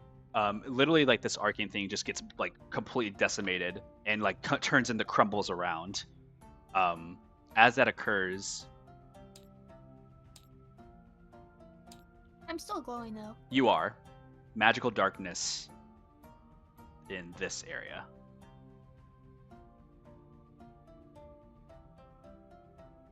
Fills the scene. Your radiance is the only thing that cuts through, since it is also magical in nature. But anybody within this radius is now surrounded in darkness. And as Carnelian, you look in the distance where the Narander lands and the light goes out, a misty shadow like kind of forms and ichor goes all over the floor, and you see it kind of rise up as if a wall of like ooze pulled into the area. You do not see anything within. Oh. With that, Is my echo caught in that? your echo is on the edge of it. I would say for the sake, yes, because it's supposed to be 20 feet. So your echo is a little bit more in. We're gonna do this. I need you to make a dexterity saving throw for me, Father Cruz, and make one for your elk as well. Okay. So good. Now I have a question. Yes. Because Mimosa had that nat 20 and it made me auto succeed the intelligence check, does that mean that I didn't have to use my bardic inspiration?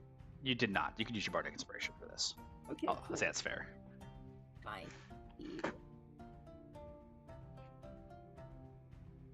You said debt. Okay.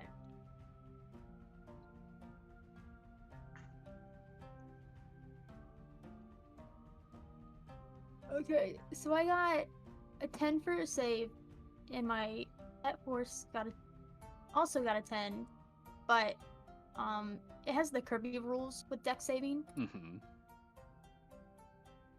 So it'll take the half no matter the evasion, right? No, so like if they get half, they take none, or Yo, if they succeed it, they say they take no. none. Yeah, but do you roll your inspiration? Yeah, I did. That was with inspiration, was a 10. Yeah, isn't it a 1d8? Yeah. Yeah. Okay. I got a 8 for cruise plus 2. Oof. Okay. I'm gonna make a couple rolls. 1, 2, 3 other ones. Can you roll a dex save for the Echo, Carnelian? Because it'll use your same stats. Would my sanctuary work for that dex save? It would. No, well, actually, no. This is an attack roll against you. This is an area effect. Got a 12. This isn't like a magical spell targeting you specifically. This is targeting everything in a radius. What was the total? 12. 12. Your echo disappears. Okay. I deleted it again. Motherfucker. All right. The echo is gone for now.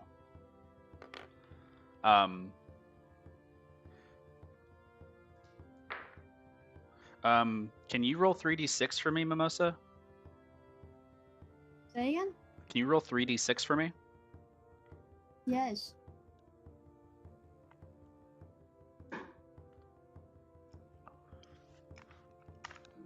Well, 12 damage to Father Cruz. Half that to the elk, so 6 damage. And this guy dies on the spot. This guy is unconscious. This woman dies. And yeah, that's what happens. You basically see like Narander land. All the hands that are on the body reach into the ground in one moment, Father Cruz. And you see from the ichor multiple like black necrotic hands pulling up from the ground. It grabs onto the elk's like legs, grabs onto your shoulder, and you're like fighting off these hands trying to pull you in to whatever this is. You take necrotic damage equal to 12 damage, and same thing for the steed. Takes 6. All right. And with that, that is the end of the no, it's the end of the turn for this round. Top of the round now. It is. Oh no, sorry, not top of the round. Just next turn. It's Carnelian, with Ymir following. Bruce. It's dark. You hear things happening horribly inside, though. It does not deafen you. Bruce, what do you want me to do here? Like I have no lights. You're currently fighting off hands right now, Father Cruz, pulling you down into whatever this like ichor is. What do you need me to do? Get everyone out of this vicinity. Cornelius starts running. Run! Get out of here! Run! A horrible visage occurs. Actually, no. Could Cruz tell him instead to not attack it? Well, I'm running, so like I'm getting everyone out. He's already booking it. Where are you worry. at right now, Carnelian? You get to move. You're running. This is I can make it like here. Yeah, you can get to there. That's fine. You Oh, can I can. turn on this brazier? It's already on. It's just not Oh. displaying for some reason. It's a visual bugs, you know. But yeah, you just see darkness spread. You see people who are like staring at this thing. This guy's running with you at the same pace. You guys are booking it at the same time. What the fuck? And just like Where's that other guy? chasing. Other guy's just staring. He's fucking psycho. Okay, can I grab that guy as I run? Yeah, you would move at half speed though. That's fine. Yeah, so you make it only halfway at the same distance, and this guy's like being dragged by you. It's like, what? Get out of me! You just I'll pull use my him. action to move more. Yeah, you can use your action to pull further away. Okay. I'm also gonna. Is this a person? No, they're dead. This is just dead people. Oh, this person's dead. Yeah, fully. These guys are gone. Oh wait, which one? Okay, Which one are you pointing at? the one I circled. Oh, sorry. Yeah, he's still there, but he's just in shock. God damn it! Why do I do this? I do this every time. But it's just I love. some. I I- love it when you do that. I don't. I hate it. It's my worst thing. Like this guy's just landlocked for some reason. I don't even choose this. There No, he both goes. of these people are like. Stop locked. it! I swear to God. Yeah, both those people I can't even click on. So Yeah, I'm wondering why that is. I wonder if they're just stuck there. I'm okay with just imagining that they're out though. Just this fucking guy. It's a kobold. Like it's like a yellow kobold. Well, the other person that I also have circled, you can't move them either, can you? No, I can move them. Like they're fine. I can move them. Oh, okay. This guy though, They go with however, my drawing. this guy's an asshole. He just won't. Yeah, Maybe it's just the angle at which I'm trying. I can't target them either. Yeah, they're being fucking weird. Oh, nope. There you go. Got him. Okay. Yeah, so if they can all run with me to they're this all, light. They're all running with you. Okay, this light's fine enough. They get all the way And over then by this I'll light. shout out to everybody else. If you wanna fucking live, stand near a light. That's what Cornelian will yell out. Also, Carnelian, you saw that whatever this creature was that was next to Father Cruz destroyed a light. Hmm. You did see that Okay. before everything went black. I'm just gonna do that because that's the only hope we got right That's now. fine. You do have this information though.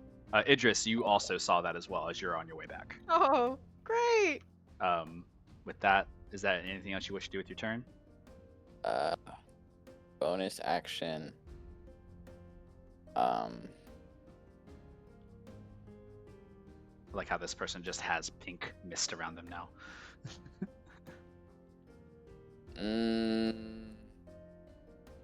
No, that's all I can really do. Okay. At the end of your Or I turn, can summon my echo. Like you can, yeah. Where do you want to put it? I'll summon it closer to Cruz. Meow. So close to the cruise. You want it to be in there? Because you could put it. Oh, No, 15 feet. 15 Yeah, feet. you're right. 5, 10, 15 to get right here. Yeah, that's fine. That's It my turn. sees everything. At the end of your round, a legendary action occurs with next to Father Cruz. I need you to make Dead. a DC 16 Charisma saving throw. Same with your elk. Please be high. Okay, 18. Cruise passes. Okay. Now it's about if you can control your steed, which is technically magical. So theoretically, it should be fine. I mean, I can talk to it telepathically. Yeah, you're gonna hear some weird shit if he fails this. Okay. 13. 13. And it's in your mind telepathically. It's like, nope, nope, nope, fuck this, nope, nope, fuck, nope, nope. And it starts moving in a direction, like trying to run away. Do you want to try to make it resist, like trying to run away? Yes. Make an animal handling check. Can I use like my speech of beast and late to communicate? You can 'Cause I get already advantage. You can get communicate, advantage but- on the roll for sure. What do you say to it to try to quell it? We have a job to do. What is it? Fuck. Animal handling? It's just freaking out in your head. Animal handling with advantage. You roll a 20. 20 just one. Yeah, it goes to run but stands its ground, and like for a moment a burst of radiance just comes from its mind. It's like, you're right. We have to finish this. And just turns its head towards the creature. That's it. That's the legendary action that it takes. At the end of that, it is going to be whoever's turn it was. Ymir's turn. Ymir is going to skate back exactly the same path that he went, Yep, you get to right and here. then he's going to take out his sapphire as he's about to clash into the caravan and the wall, and he's going to say Narander in the sapphire Ooh. to see Narander. Yeah, that works because you're just And within 30 feet. Distance spell. So I'm gonna start flying as I use the distance spell. Nice. And all you guys see is just ice and wind Picking up. Yeah. It's not a path. It's like as he's like walking on You're air. Frozone right now, kind of in a way, a little bit. You're like the ice is making behind you kind of like steps in the air as you're rushing and running. You're creating ice steps into the air as you're basically like walking and using them as steps. And as he sees the dark scene, he looks at the sapphire. What does he see? He sees the Narander, but a different vision of like instead of a hand pressing to like the sapphire, you see just helpless. You see a small fraction of a dragonborn skin that is being like torn apart over and over and over again. What is the spell you're casting? Ymir is going to mutter, "If you have a mind, you can be tricked." And he'll cast Phantasmal Force. And let me know if that succeeds or not. Okay. It's DC 16 intelligence. Let's find out.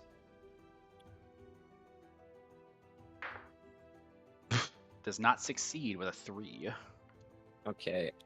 Narander is going to see all the darkness that he is making light spotlights just all around, and its hands that it's letting out getting like burned out and staunched out and like shrinking in their eyes. Do you have to see? You don't have to see the creature because of the darkness. Yeah, that's so fucking cool. And Ymir's gonna fly to the edge of the darkness. The Phantasmal Force does damage, right? I believe on their turn. I don't know. What's also like a fail condition of the Phantasmal Force? I believe there's a condition it tries to apply. It's the illusion that they see. They don't get frightened or anything? I thought they were. While the target is affected by the spell, the target treats the phantasmal as if they were real. The target rationalizes any illogical outcomes from interacting with the phantasma. For example, a target attempting to walk across a phantasmal bridge that spans blah blah blah blah blah. I just want to make sure there was no conditions. They can take damage. Okay. It's a 1d6, but it's each round on my turn. Okay. I'll say on this round you can do that damage if you want. Okay. Since you just cast it. I'll just roll it here. 4 damage. With 4 damage, okay. Can I land on like the edge of a building? Yes. Like the edge of, I don't know how much 60 feet would be, but you are 5, 10, 15 feet. Let me move you. Let me find out how, just from your space, how far you can go. Let's get you up a little bit higher and just kind of move you in a direction that's this way, and then we'll just move you right here. I can get you here. You're like in the air and you want to land on kind of like the corner right here? Yeah. Okay. I'm going to have you, I don't know if I want to have you make any type of check just to kind of land there. If you land there gracefully and you're standing there, you're fine. However, maneuvering around this building is going to be very difficult if you try to move. So you land and you're fine. However, you are in a kind of a tight spot right now. That's fine. Okay. You are here. All right. You get the feeling that your phantasmal force connected and damage was dealt, though. That is something that you just know innately that damage was dealt. And they will be thinking of whatever I conjured up until they break out of it. They are currently like visualizing these forces around them, and I think Father Cruz probably sees them as well, but knows them to be illusions. Um, Father Cruz, you see hands fighting back with the hands that were tearing up at this point, and like interjecting and interposing problems between. That's the end of Ymir's turn, and then that goes over to Mimosa. Mimosa, you are here in the center of this place. You have a light nearby you. You make a wisdom saving throw normally now, just a straight roll wisdom save. Let's go, guys. Doesn't Mimosa not even have to make it when Cruz is around? In That's- theory, couldn't he get advantage on this? Not right now. He has 9. disadvantage already being in darkness, but because of your light, it straightens out. 9. 9 does not ready to come out and say hi yet.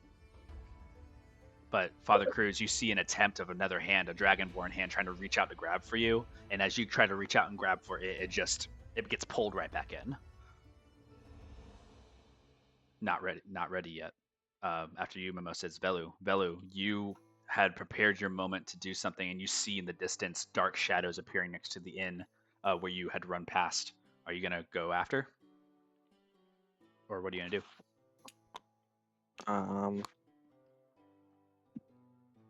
Velu doesn't necessarily understand the situation. Besides, like, oh, it might be a curse of Lycan. Can he take this time to like actually figure out how maybe it could help, like how he could like resolve this solution?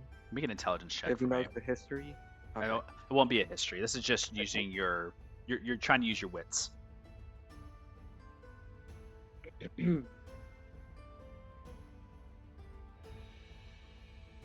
Just pure intelligence. Just pure intelligence. Okay.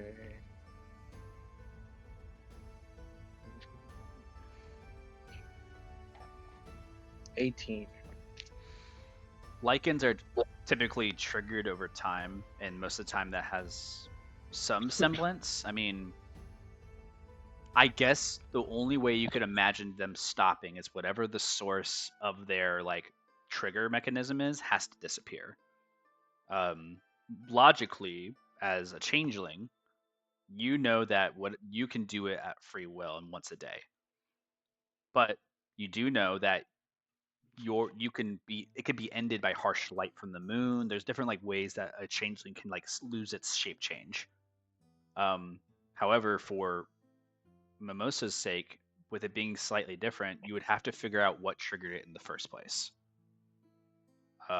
With an 18, the only information you know that hasn't been passed along already is that Mimosa was not with the rest of them. Because if they were, then they would have more information and would maybe have shared that already. So with your logical like piecing of it together, you must stop whatever the trigger mechanism was in that sense. But you have to kind of figure that out. With an 18, unfortunately, you don't have enough. You'll have to probably research this a lot more with your recent uncovering of this. Okay. Yeah. But you can react based upon that action? information. I'll say your action would be to like try to figure this out and given some time, strategize, but you can use a bonus action movement. I guess I'll move closer to Carnelian. 10, 15, 20, 25, 30 feet. And anything else you wish to do? That's your movement. You have a bonus action too. It's 40 feet because of blade. 40 feet. Thank you. Yes. Apologies. You're right on Cornelian's butt. You run into him. Both of you are right next to each other. You can speak as well if you wish. Carnelian, Yeah. where are you going? And do you have any information about what's going on besides, you know? What I know, Cruz is dealing with it.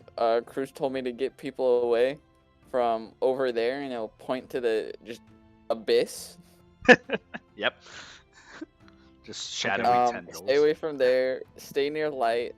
Whatever it is, it can destroy light, and it is a part of Mimosa as well. I don't know if you knew that, but Cruz is dealing with it. Don't attack it. I don't think say its name. But you just said, I mean, like, I don't know. Don't yell it out. oh, okay. But Okay. There's definitely a hand I'm that just like trying to get it's like- people. there's definitely like a hand puppet that's on like the Narander that like turns its like hand head towards wherever it says your name, and you just don't see it. It's I'm creepy. just trying to keep the people near the light. Probably move more of these people in closer to the town. Like probably best light is got to be the one that's over here. Probably that one. Only because it has 3 lights also protecting it. Mm-hmm. So Yeah, you guys have this Okay. quick discussion. You have bonus action left, and then after Velu is going to be Father Cruz. I don't use my bonus action. I end my turn. Okay. Your thing ends for your weapon because you did not take any Yeah. attacks, so it just ends. Yes. Cornelian, you see the sword drip from like a reddish kind of black ichor. It stops, and you see that it kind of like siphons into the blade, and the blade has like this curviness to it, but then straightens out as soon as like the end of Velu's turn hits. Something bizarre about it. You also see a cut across Velu's hand. With that, cool. Father Cruz, it is your turn now. You are in the darkness. You can't see anything, Father Cruz. I know you have like a light about you, but you're just illuminated. You don't get to see anything that's in here. All you kind of know is that the Narander is somewhere in here. Okay, so question. Can I cast Bless on just Mimosa, or will it also affect the creature? It will affect the creature as well, Okay. because it's kind Can of like Cruz 50-50. cast Zone of Truth? Sure. Zone of Truth. And he wants to ask the creature what it wants. Zone of Truth expands. What is that, 30 feet?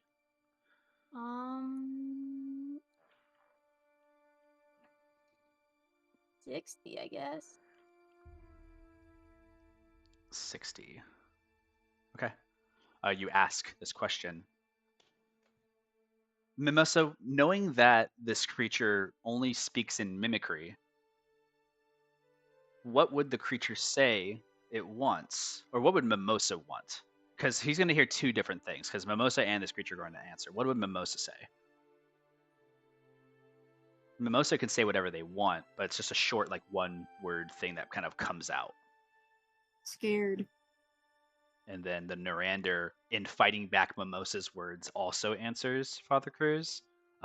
You hear depiction of just saying the word scared, but also like adding on to the back end of it, free. And it's a crunch of like a word that scratches across a chalkboard. Could Cruz try to calm it down? What do you want to do? Just You say, you know, use it's your me. action for Zone of Truth. You have this like area of like understanding for a moment. What do you wish to do? I just want to try to get through to Mimosa. You gotta let me know how you're trying to do that. Cruz doesn't exactly want to touch it, but he just kind of wants to have like his arms open, like, you know, I'm your dad. Like, you don't have to be scared around me.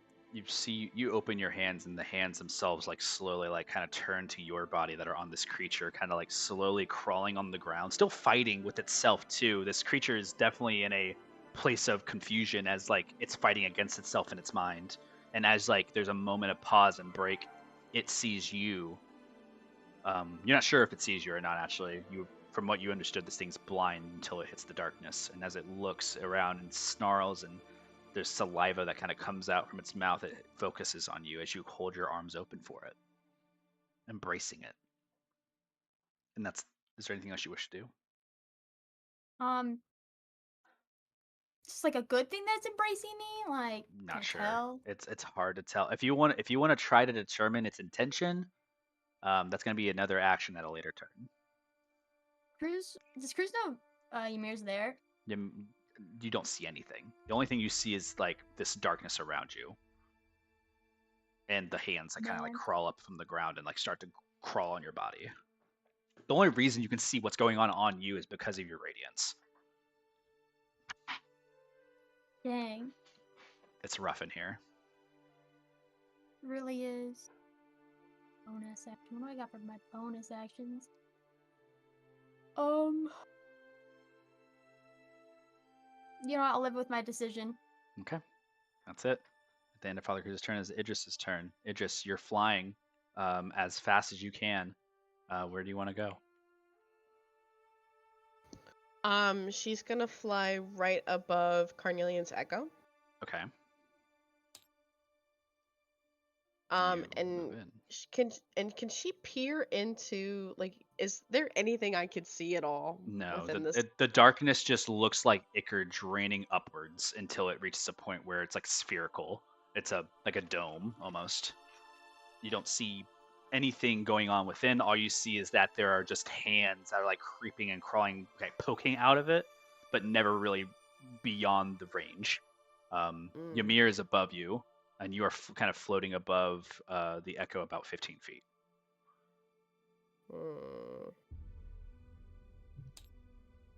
It's kind of scary. That's terrifying. Can't help but look in.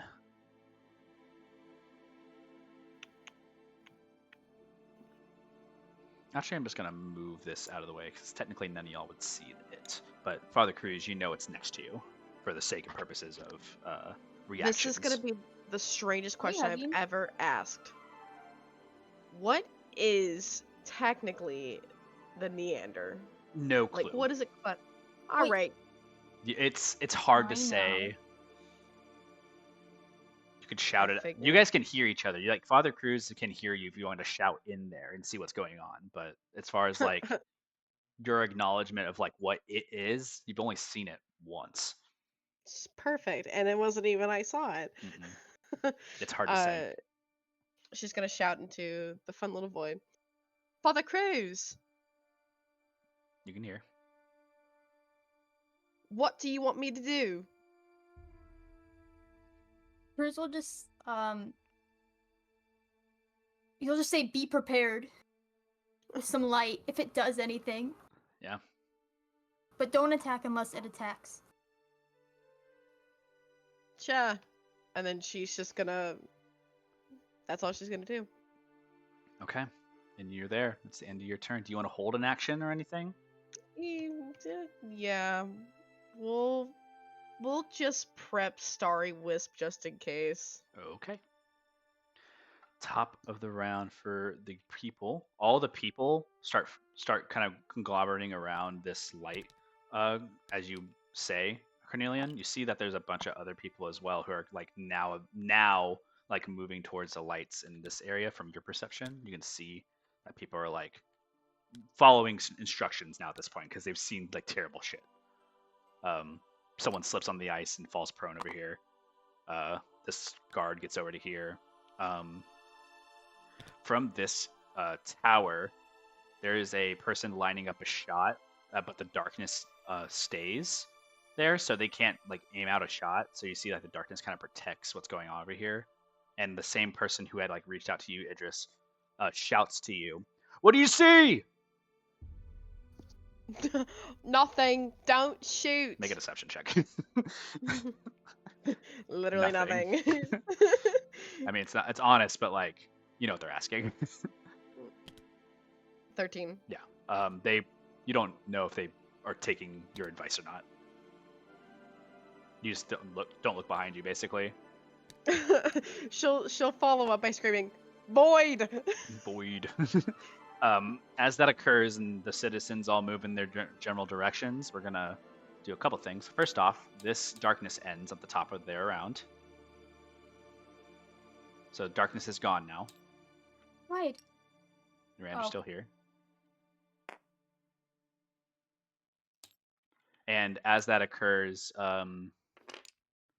it is technically has this light that you're still like producing off that 15-foot radius. Is it bright light or dim light? Let me check. I think it's bright light, but Creating bright light, yes. okay. If it is bright light, then Neander is going to try to move away from you. It's going to try running, Like it's gonna be running in a direction towards the town. Chris is gonna. Can you Mister. grab it? Oh, yeah. The forceful. It's gonna try. Yeah, it's gonna be trying to interact with it as the darkness ends. It's still there. The hands are moving. It's gonna take that damage from trying to like interact with it. It's gonna run through it. It's basically like projecting itself through the force. Does the force follow it? I don't think it does. What? Yeah. So it's gonna take the damage of whatever it takes to get through it. So you can roll the damage of like it basically interjecting, interacting with it. Just on immediate off the top of the round. Talking to me? Or Yes. It follows it. It's in its mind. Yeah. It's an so, illusion. Yeah, it's still interacting with it and it's just running around rampantly. It's violently like just like thrashing itself around, trying to like attack itself basically. You see 4 it's damage. confused.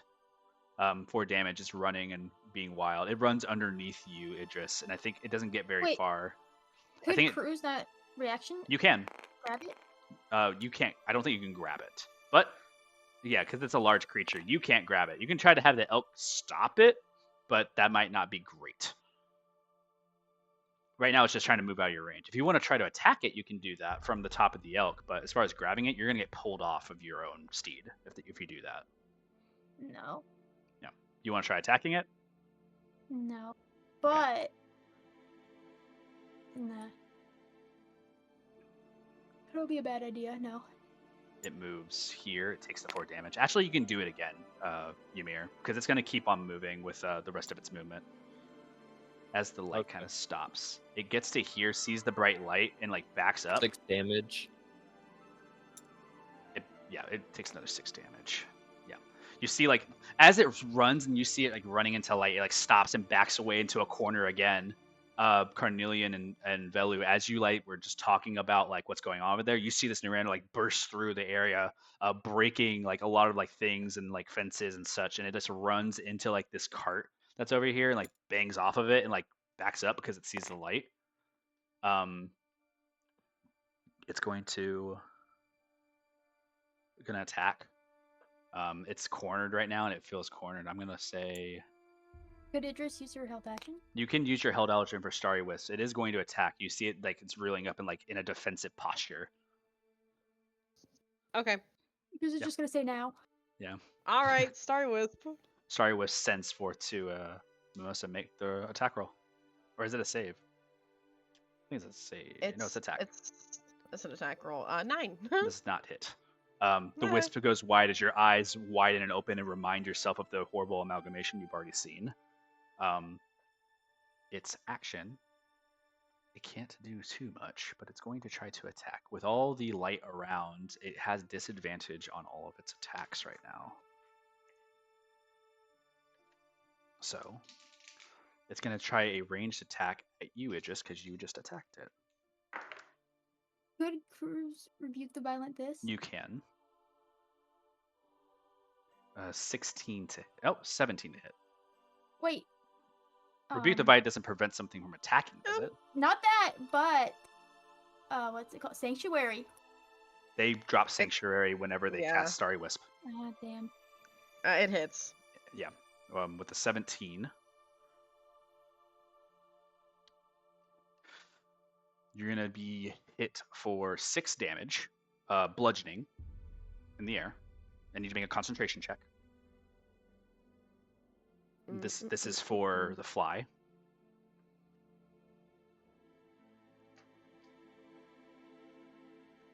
Oh, I'm so bound. Okay, hold on.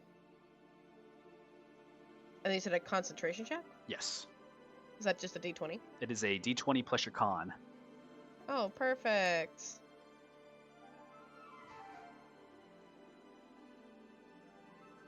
Four. You fall. You're going to take 8 bludgeoning damage hitting the ground. Oh, fantastic. And then you are prone.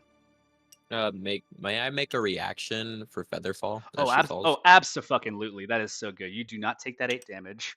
You Featherfall. Yay! However, you are pulled within 5 feet of the creature as the tendril grapples onto you with the hit, and you are now within 5 feet of this thing. Oh, okay. A very familiar feeling of being grappled by a hand and being pulled in. with that is going to make a bite attack against you.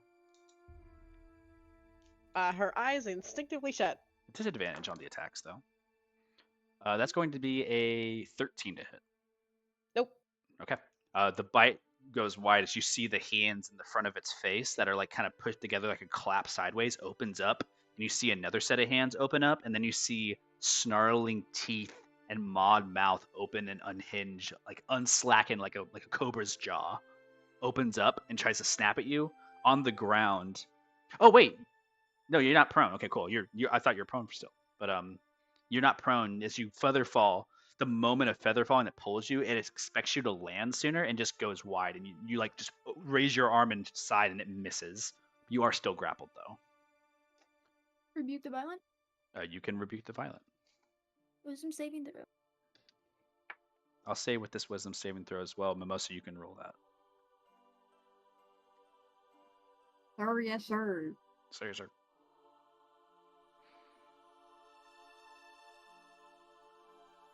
I got a 14. 6. 6 does not succeed. So, what happens? The attacker takes radiant damage equal to the damage it dealt, however much it did in Idris initially. It just got from the real 6 damage. So Mimosa, you minus 6 damage from your health, and this creature will take away 6 damage.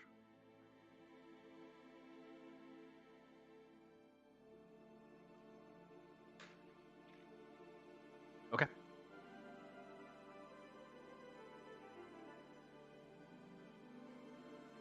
That is its.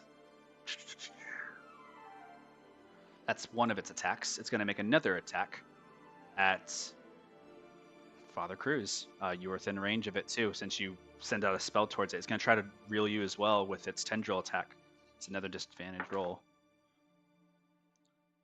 That does not hit, I believe. I don't believe a 8. It's 17. I don't think 17 hits. Nope. Yeah, so just misses, goes wide. Trying to like you see a hand like outstretched very very far and try to grab onto you. It grabs onto the elk's horn, and the horn like rakes at it and like tears it apart, and the ichor drops to the floor and just dissipates. You stare at it as the hand reaches out to you. It can't do anything else from that position. It's going to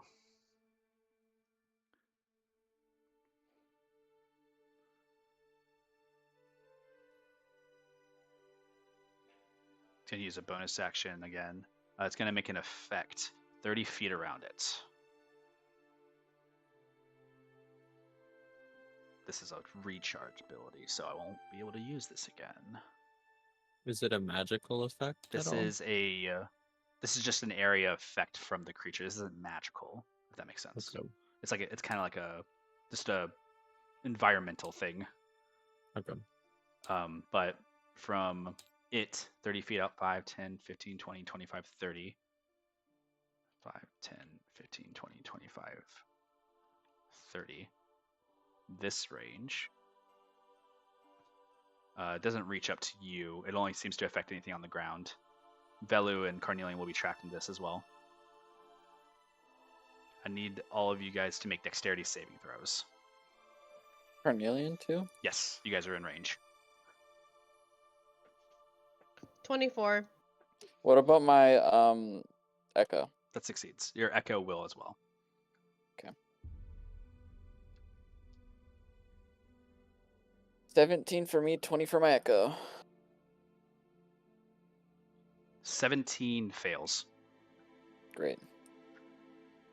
Love that my echo succeeded. For Velu as well, you need to roll a dex save. The rest of these people, I will roll for them. Wow. 9. Holy crap. The people all succeed. That's insane. 9. Velu and Carnelian take 9 necrotic damage. 3. As you got, again, that same Icarus thing comes onto the ground and like shoots up, and like hands grapple onto you and shred down your legs and body. Necrotic like energy just leaves your soul. Idris, you're also on the ground. You succeed, but you only take half of that damage, only taking 4 necrotic damage. Your echo vanishes, taking that half, Carnelian. My echo's taking half? It takes half on a failed save. Okay, well then it's just gone. Yeah, Because well, it only it's has out. 1 hit point. Yeah, these guys are able to move out of the way in time. The rest of them weren't in the range. This guy, I didn't see him. Let me roll him real quick. No, he saves too. Crazy. I rolled like 18s and 19s for like these guys. They are listening dedicatedly. You sacrificed yourself for them for sure. This ichor that comes on the ground eviscerates immediately after it occurs. It's just like a range effect. As it's still attacking Ymir, you can do damage with your thing again because it's basically just thrashing wildly around itself, and it's going to continuously take that damage. Okay. 4 damage. Okay. This thing doesn't look hurt at all. It looks like you're doing like everything you can right now. You're seeing the damage like kind of inflict. You're seeing like the carnage it's leaving behind as like the psychic, the different like types of attacks that have already been tried to make at it. It just keeps going. It just looks like it's getting wilder, but the light is definitely like making it weaker than what it was instead of just outright taking people. That is all it can do.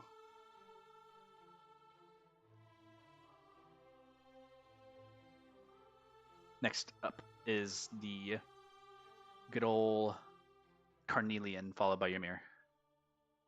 Okay. Carolina's just gonna start fucking lighting it up Fucking with shooting. his gun. Yeah. Oh yeah. Just Carnelian is going to make 2 ranged attacks with his arcane flintlock. yeah. Blast. Go ahead.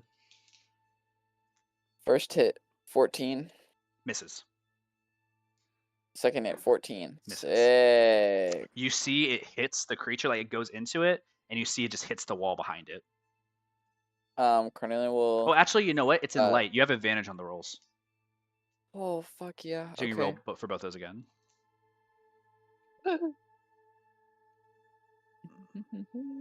13. Sick. Nope. 23. Hits. Okay. That I'm one also does. going to See the bullet for ricochets. my hold on, let me do damage for that. Single one. 9 damage. Okay. And then I'm gonna summon my incantation, my echo. Okay. And right next to it. Yep. Can I have it try? Okay. Can I have it try to pull Idris out the grapple? Your echo? Yeah. I don't think it has an ability to like interact with things unless you use it on your turn to do so. So because you use your action to like shoot with your bonus action to get this thing out here, it doesn't have its whole entire turn that it can just do stuff. You know, you guys share kind of like the same actions and bonus actions. You can use an action surge. I cannot use an action surge. You cannot use an action surge. I forget. It's not happy times right now. Make it fucking attack the thing then. Then it with a melee attack. Yep. Go ahead and roll to hit. With advantage. Cool. I'm rolling the world's shittiest rolls right now. 27. Hits. Okay.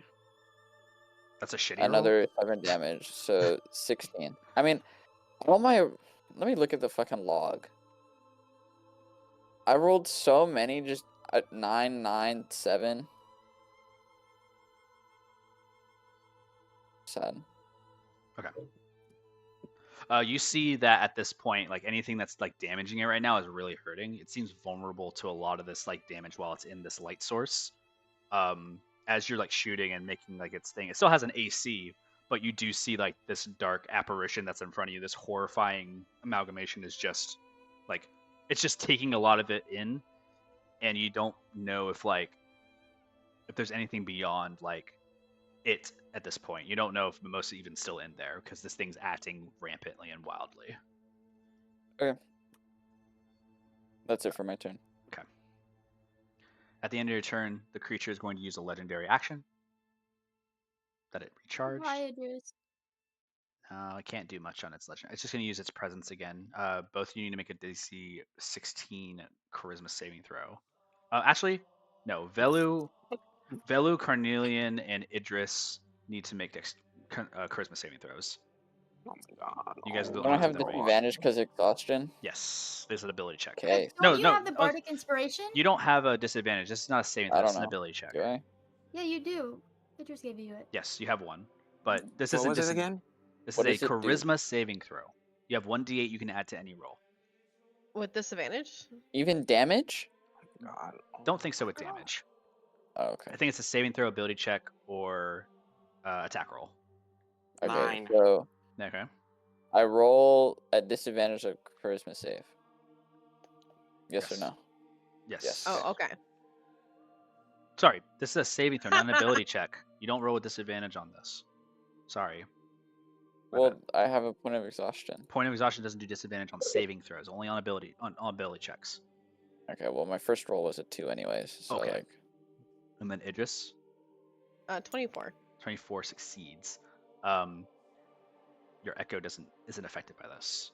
Velu and Carnelian, you are both frightened and immediately use your reaction to run in as far away as possible.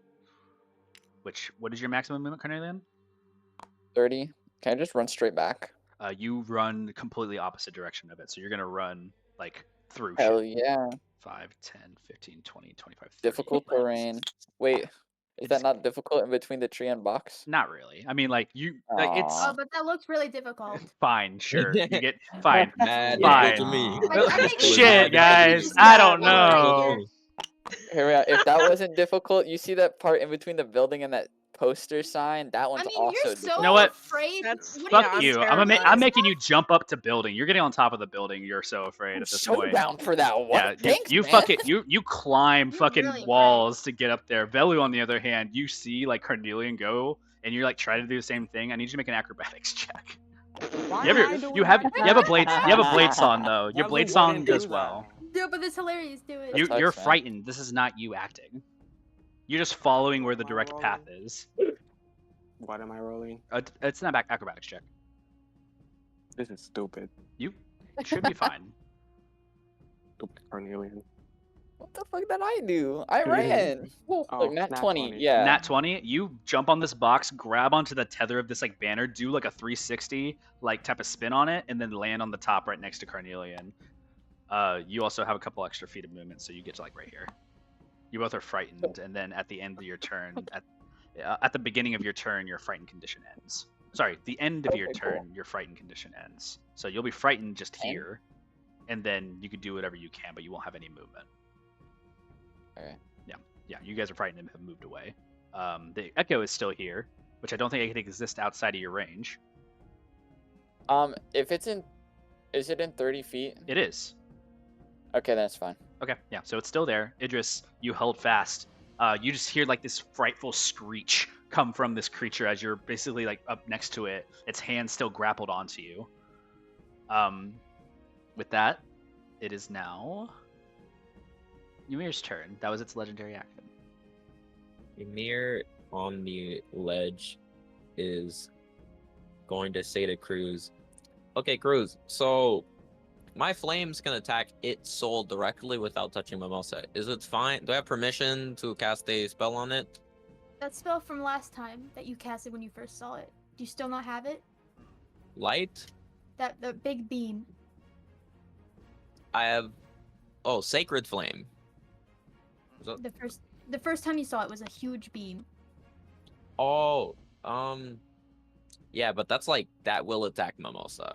Like, that will straight up attack Mimosa. Father use Cruz, the you secret you flame know from like last? yeah, you know like any damage that will like affect it. You're not sure if it affects one thing versus the other, but you do know that there is like a chance that anything that goes psychic or anything like that, anything mentally will hurt him. Everything else is just like shell. Any You- psychic damage you have, use it. What about radiant damage?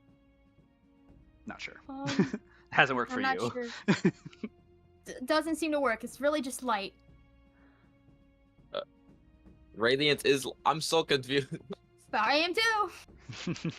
You guys have like a confusing moment of like That makes sense. misunderstanding brightness versus radiance. You Ymir is going to turn and run on the ledge and then jump off over Narander. okay? And then as he's like falling, like not falling like yet, Okay. as he's like jumping, he's going to cast I don't know, like he's really confused by like what to actually do. He's already Mhm. casted his his psychic damage. You can make an intelligence check here. Actually, Well, but- actually, okay, I have a question. mhm. The first time he saw Mimosa, he like casted this big spell, but he didn't cast it on him. It was just like next to him, Mhm. and it still had the intended effect of getting rid of the creature. Yes. Could I- he just do this, just like what Cruz was saying? Or make an intelligence check, Ymir. And this will be passed along to Father 19. Cruz too. 19. 19. As time has passed and Mimosa has gotten stronger, you also take a notice from the last time you have seen this. This thing is stronger than it was before. There are things about this thing that do not match from what you've previously seen, and it seems larger. It seems more intense. It seems more directed, more intelligent even. The last thing you saw was a wild, like rampant thing that was easily quelled by light. This is something else. This has grown and also gotten worse. So you both kind of click on this moment when you look over. You see this is a different beast that you're dealing with.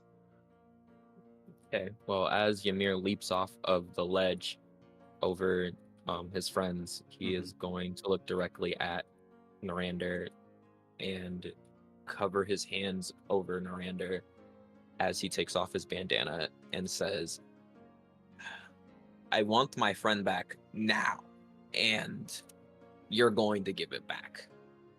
Magenta series, Breaching Surge, and he will cast Sacred Flame Okay. on top of it and fly overhead, like directly overhead of it. Yeah, Like- you can.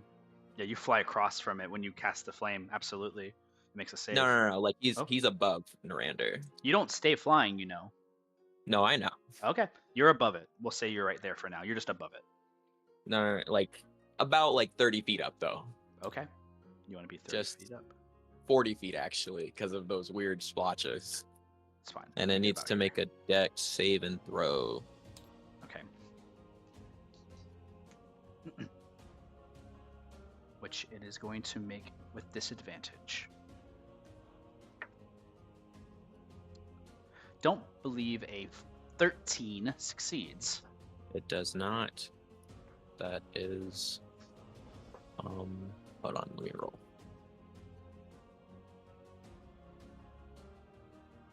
Darn. 6 damage, half of it is radiance and half of it is soul flame. And now it gets Hell burned. Yeah. It is starting to burn. It is screeching, Ymir. You guys see little splotches of purple flames growing on top of the ends of its fingers, and they remain there. It just keeps reaching out and still attacking the same phantasmal force. Which, by the way, is that concentration? That's concentration, so my ice walk ended like Yeah, I know your ice walk Wait, ended, yeah. but also your phantasmal force ends because of that, right? no. Sacred Flame and my own thing is not concentration. Okay. Magenta series isn't. It stays as these different effects kind of stack once on top of each other again. You floating into the air. Is that the end of your turn? Yeah. You fall at the end of your turn. You do not remain at your 60 feet. Do you want to use your reaction to Featherfall? You have gained it back. Yeah, I would like to use Featherfall, Okay. but like immediately once my turn ends. Yes. So I would still like it's slow fall. So Yeah, I'd you still, have like, you drop near- 5 feet basically. Like you're at 5 feet on that first drop, and at the next round you'll drop another 5 feet, etc., etc. So good enough. You have a Mhm. Featherfall focused on you, and it just says ends, I believe. So that's fine. Actually, no, Featherfall is just a minute lasting no matter what. So I think it's actually 10 minutes. I don't remember, but you are feather falling now, and you're still above this creature. At the end of Ymir's turn is Mimosa. Mimosa, you can make a wisdom saving throw with advantage.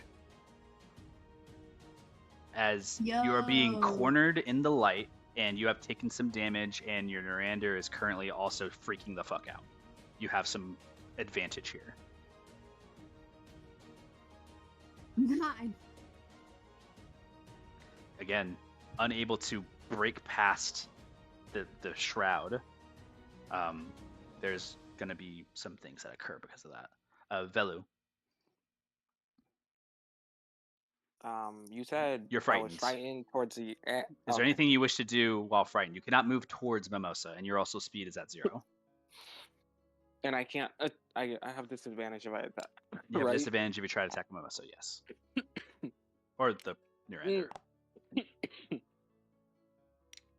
see Carnelian's also up here panting with you. Panicked. I guess in Valu's situation, he's not going to attack, and he's going to continue to move away from Mimosa. I'll say with your nat 20, you do a fucking somersault and just land on the opposite side. Thank God. And you get like right here, Carnelian. You see like Velu is like full like dancing away. Like it's Katie, can you graceful. move? That's Katie, Huh? Sorry? What? move the camera. Oh. it. So you can see where you're at. Yeah, I want to see where I'm at. Yeah, you're I don't over know here. where I'm at. Oh, You're did I running. use all my movement? Yep. Actually, Okay. your movement's 0. You can't run away. My bad. You can use your action to dash though. What? What? Action dash, Yeah. Okay. Yes. and you have bonus action. Bonus action. After which one Velu, it's gonna be takes Father my turn? Cruz. I guess bonus action. I'm gonna just summon my Shadow Blade. Okay. You summon Shadow Blade. It summons to your hand as the frightening condition ends and you turn. All right. Father Cruz. How hurt does it look? Not. I mean, it's been taking some significant damages, but it doesn't show its vitality to you in any meaningful way. You've never been able to track on its health. If you got closer and like inspected it, maybe, but from this distance, it looks as powerful as it was when it was next to you. Cruiser's definitely gonna get closer to it anyway. Yeah, you get Yeah, closer, you see there yeah. is like some significant damage control. I'm actually gonna just remove these things because it's kind of funny. So does it look like it's hurting or not at all? It looks like it's hurting. Cruz is gonna cast sleep on it. Ooh. Okay, roll for Second sleep. level. You could definitely do this, by the way, right now. 23. It's not enough. It's not Oh enough. my Not enough God. dice to get it to fall. That's so close, though. That's. I know. What level did you cast it at? It was second. Oh man, yeah. It Did doesn't. I roll it right? Yeah. Yeah, it doesn't. You see, for a moment it I- wavers, and then like it picks itself back up, and like now it's surrounded by 4 individuals. Well, the echo kind of counting as like just a thing around it, and it is like panicking. Like you can see that there's a face of fear. I'm so mad. Oh I'm my sorry. God. Cruz It's all chance. literally can't do shit now. Hit your son. Show him some discipline. I'll fucking do that next. I guess that's the end of my turn. Arms open. You rush forward. Idris. You are reeled and grappled by this creature still.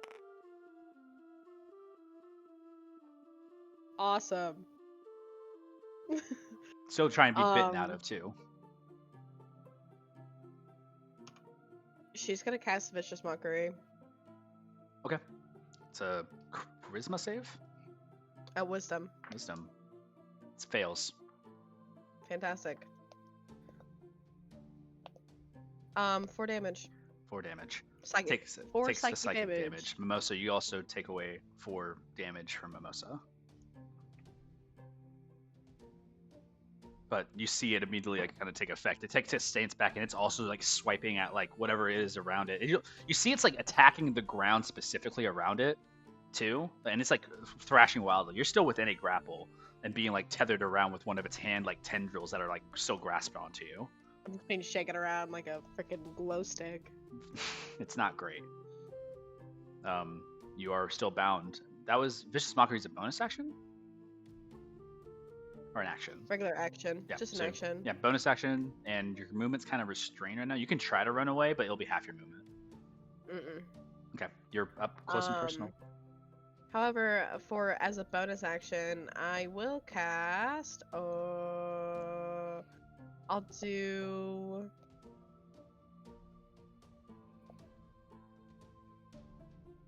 I will do Daunting Roar.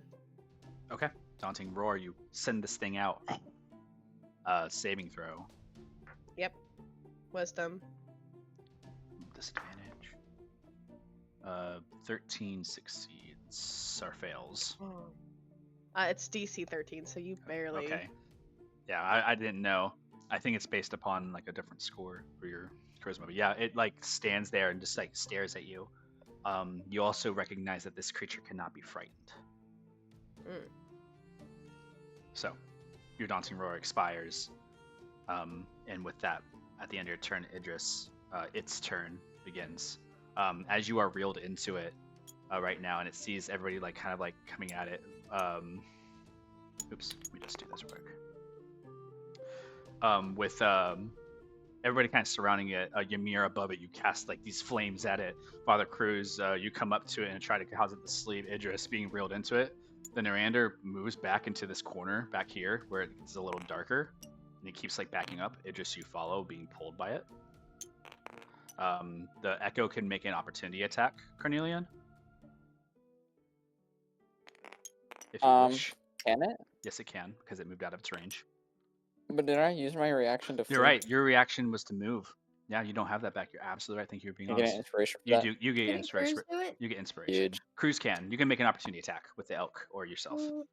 The thing also gets 3 Yes. damage of fire. Fire And should I damage, roll and for the, also yes, anytime it's moving now, I'm gonna have it roll for that. 2 damage psychic.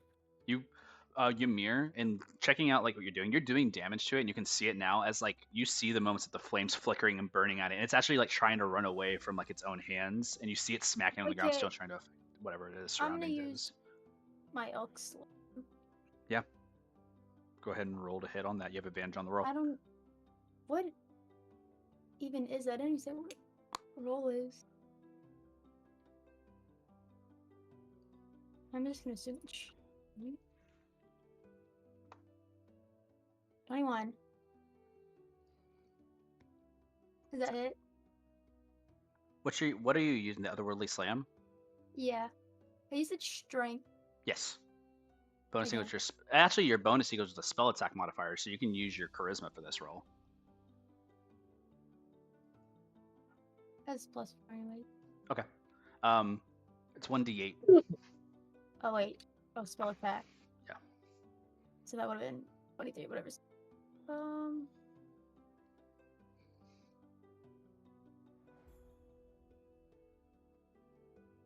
9 radiant damage. Everything that you guys have been attacking with now at this point, all of you who are nearby, you see that this creature is vulnerable to all your attacks, and as soon as it backed up into this corner, it no longer seems to have that vulnerability, as it's dark enough in this corner that it's like kind of sulking now and kind of regaining some of its like it's kind of its standing. You see now it's like smelling and sensing differently. It doesn't make saves for Phantasmal Force, does it? It can if it wanted to, but it would take its entire action, I know. believe. I think it's going to. It's an investigation check. It uses the action to examine the phantasm with its intelligence against spell save DC. Illusion's awesome.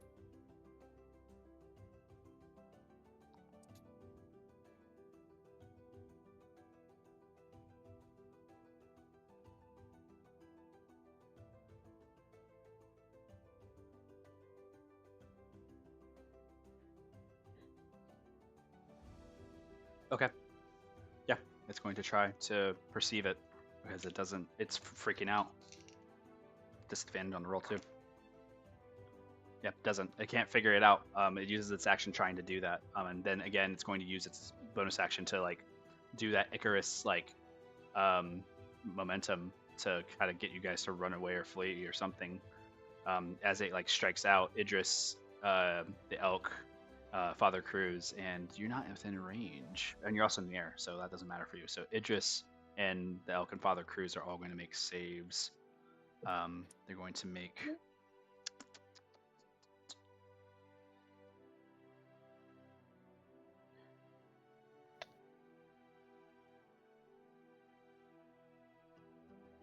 What am I making, Jacob? Dexterity saves. Oh, it's so Joker. 24. 5. And the elk as well. I guess.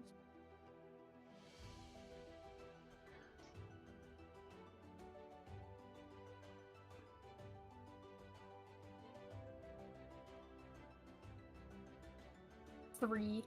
Oof. The elk takes half, so they're going to take 8 damage.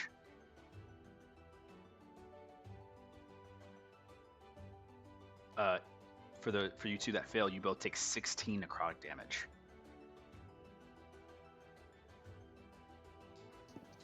Sorry, how much did I make? 16 necrotic damage. Actually, you take half. Sorry, you succeeded, Idris, so you only take 8 necrotic damage. Oh, like. Okay. It sends out again this necrotic thing, but as you both fail, you get this. You feel something different as it enters into the darkness, like outside of the light. You both are now blinded for a minute. You can save on your turns. So I'm also blinded, or sorry, just the people who had failed. Which okay. So yeah, I guess both the elk and Father Cruz are blinded.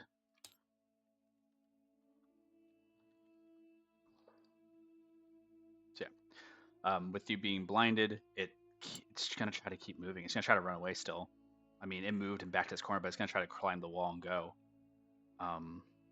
It wants to run away. It climbs the wall. It lets you go, Idris. If you want to take an opportunity attack, you can. Sure. Starry Wisp. You don't have a reaction to cast a spell. You can only attack with a melee weapon. Oh, sure. You know what? I have yeah. Full attack. You rolled a hit. With advantage. Well, actually, not anymore. No advantage anymore on the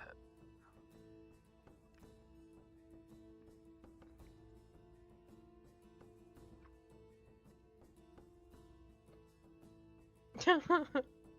Guys, don't ever let me do melee. 7. 7 misses. It goes wide. Don't ever. It's Just don't ever it's let me. fleeing. It's full flee. It's gonna take another damage from your thing, Ymir. You can roll that again. It's completely combating itself, and as it gets into darkness, it just kind of like takes a moment. Go ahead. Wouldn't it have had to climb up this building, which It did. this pillar's on? It did. Yeah. Yeah. So as it like kind of climbed away, it climbs over the building using like the rest of its movement to get out of dodge.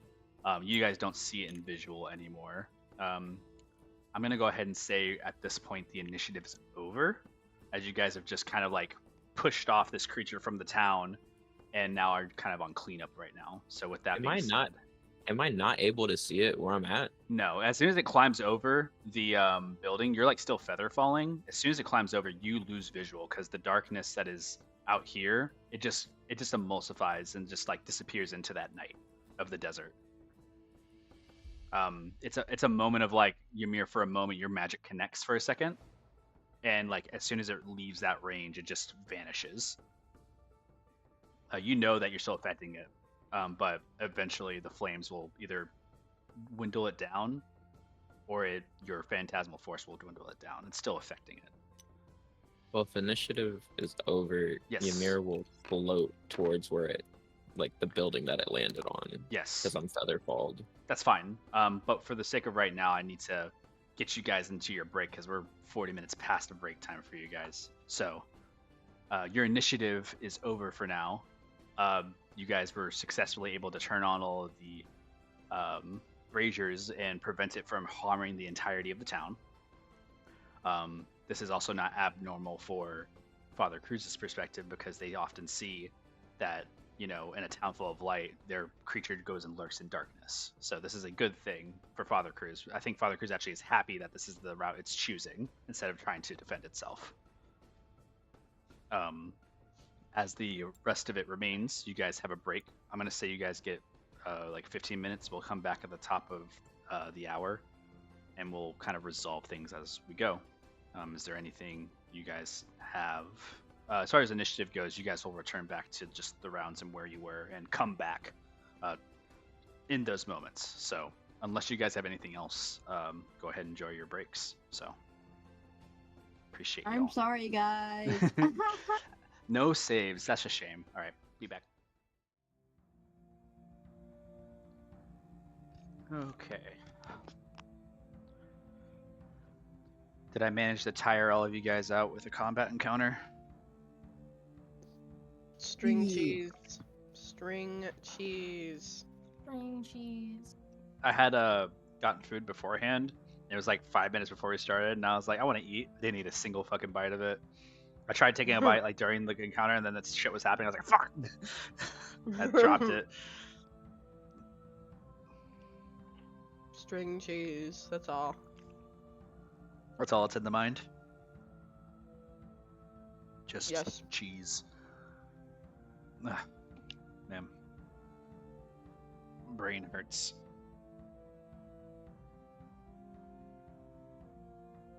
Mimosa was supposed to save potentially when it got easier, but no dice. Hello. It's Hey, rigged. Oh my Rigged god, like against your me. saves were. every single save was trash. Mm-mm-mm. Hey, One job. One Well, let job. me roll right now and see what happens. the Yeah, goal, Paul wasn't too there. the combat approach was once the lights turned on, all of I'm gonna kill Mimosa's myself. saves were going to be at I'm not advantage. game. But as things Sure got, is. out of hand, We finally succeed. only very few casualties though, for sure. Not No one terribly. important died. Yeah, no main characters died. That's important. It just could have been How many taken. people died? I did not Like, count. 1, 2, 3. I think you only killed 4. I was Five. kind of Four. worried I was gonna get taken. Five. dang. Five. Because you guys didn't count the guy who was immediately dead in the beginning, and then also inside. The innkeeper. There's lady? there's more than that, but like Right. we'll go through it. Are you guys ready? Oh, Mm. Yeah. Let's begin. I don't want to take much more of the wait, time. where's that? He will be here. He's not talking much anyways. Okay. The first things first, Ymir, you're trying to follow this thing by yourself. Yeah. All right. Wait. Cruz would definitely go after with it. Yeah, you could chase after Ymir for sure, but Ymir has kind of the jump on this, being able to hover down to the building and then hover off of the building to the other ledge. Are you going to leave the bounds of like the edge of the city, or are you going to try to chase it? Ymir's gonna try and chase it, lighting his body as he runs. With this chase, I'm gonna say it's a contested roll. With its it has much more mobility than you, unless you're planning on burning meta magic to fly still. I will instead. I'll cast my Frostwalk. Okay. It will still be faster than you with Frostwalk, just FYI, and you will know this. But as far as like contesting with it, you'll just have disadvantage on trying to catch up. Okay. It moves much faster in the night. With the light you saw, it was restrained in many different ways, but as soon as you got to the dim light, it felt stronger. Go ahead and make a... Oh wait, actually no, I'm not gonna use my Frost because then it will end my Phantasmal Force. No, it won't. Your Phantasmal Force is still going, actually. It doesn't. What's Your your- Phantasmal but it- Force is not concentration, though. It is a concentration spell. I just looked at it. It says just for a minute until the creature notices the problem. I thought so, at least. Maybe that's just the new version, but it is concentration up to a minute. You're absolutely right. I'm dumb. Take inspiration. I'm being an idiot. Cool. Please. But yeah, it's a roll contested. The phantasmal force is the reason why you're able to maybe attempt to catch up to it. So I'm gonna say you make an Arcana check against its trying to escape. So it's gonna use Constitution. Oh. Oh yeah. Oh yeah. All You right, said Arcana? you use Arcana. 24. Does not succeed, as it What? rolls a very, very high. Wait. One. Oh, What's let me use my wisdom? inspiration. My Yeah, if you roll higher, my Gonna bless. bardic. No, my Gonna bardic put guidance. inspiration. you are not nearby to give guidance right now this time. I do have That's bardic right. inspiration. You can though. use your bardic, yeah. How you much have- is that? You need to get 2 more in order to meet it Okay. How much is bardic though? at 1d8. 1d8. 1d8. Okay.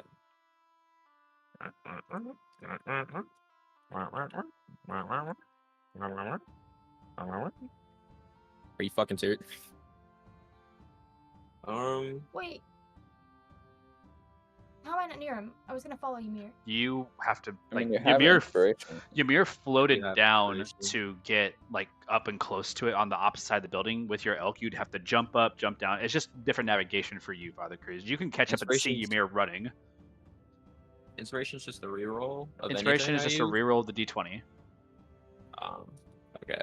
Then I'll reroll my inspiration. Okay. Nat 20! Poof. Yeah, you catch up. This creature is like using all of its hands to move. It's taking damage left and right. You see the fire still flickering on it. It's screeching. You hear like the wailing pails and screeches of whatever this creature is as it keeps running into the sands. And as it like stops, it can hear your footsteps chasing behind it, and it stops. It stops and looks at me? It just stops. It doesn't look at you. It just waits. It seems like it's facing a different direction, waiting for you to do something. You see the flames like Ymir. licking on it still, and eventually you see the phantasmal force at this point ends as the minute passes. Ymir will- Father Cruz as well. You are approaching swiftly, about 100 feet away. Ymir's gonna walk up, and as he's walking into the sands, he's gonna cast Phantasmal Force again. I want my friend back. Give it back to me. What's the save? Intelligence 16. It succeeds with having advantage on its saves now in the darkness. It looks at you as you cast something upon it. Father Cruz, you're rushing forward. You see Ymir, who is like approaching a very large creature that you know has torn less apart, and you are terrified, Father Cruz. Aren't I on my elk though? You are. You are full like movementing as far as you can to catch up to Ymir from behind, Father Cruz. Ymir's in the complete darkness, no light around him, and now is next to this I'm creature. still 100. You're approaching. You have a range right now of like 100. Can I You're cast coming. Sleep? I'm sorry. Sleep's 90. You can try to cast sleep. Oh, yeah. I will let you know that before you roll it all. I'll let you know right what the HP is at right now. It's at 30 HP. And also it's taking resisted stuff, but for your sleep it doesn't matter. Okay. I just have to really hope. Wow. Okay. Kill me. The sleep does not take hold in time. Ymir, you let off your spell. You see it does nothing. You see the creature looks at you and turns a hand and face. Multiple hands kind of open and porous from the side as it kind of grabs onto the ground around it.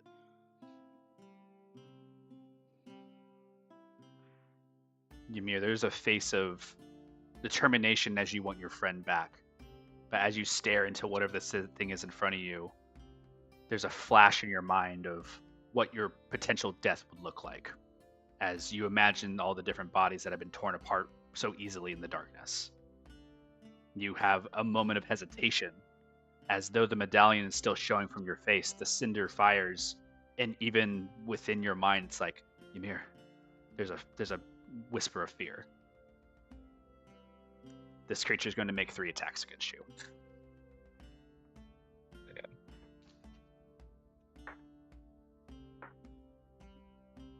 16 to hit. I'll cast Shield. You cast That's shield. all That's all my first level spell slots. You throw the shield up. It attacks 2 more times. Natural 20.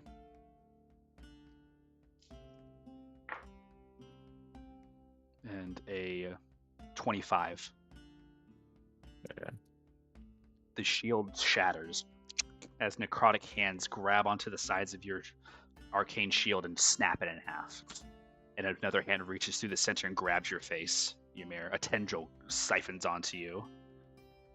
Father Cruz rushing, galloping across with the elk into the night of the sand, just like hurrying as fast as you can, knowing what could happen. You see Ymir picked up off the ground into the air. How far is Cruz? You're closing 30 feet, but there's some things that are happening right now. Okay. You take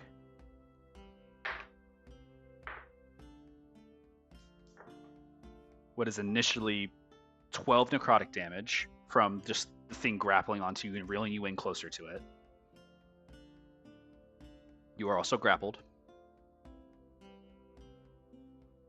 And that was for the nat 20, so you actually dodged its bigger attack, which is the bite.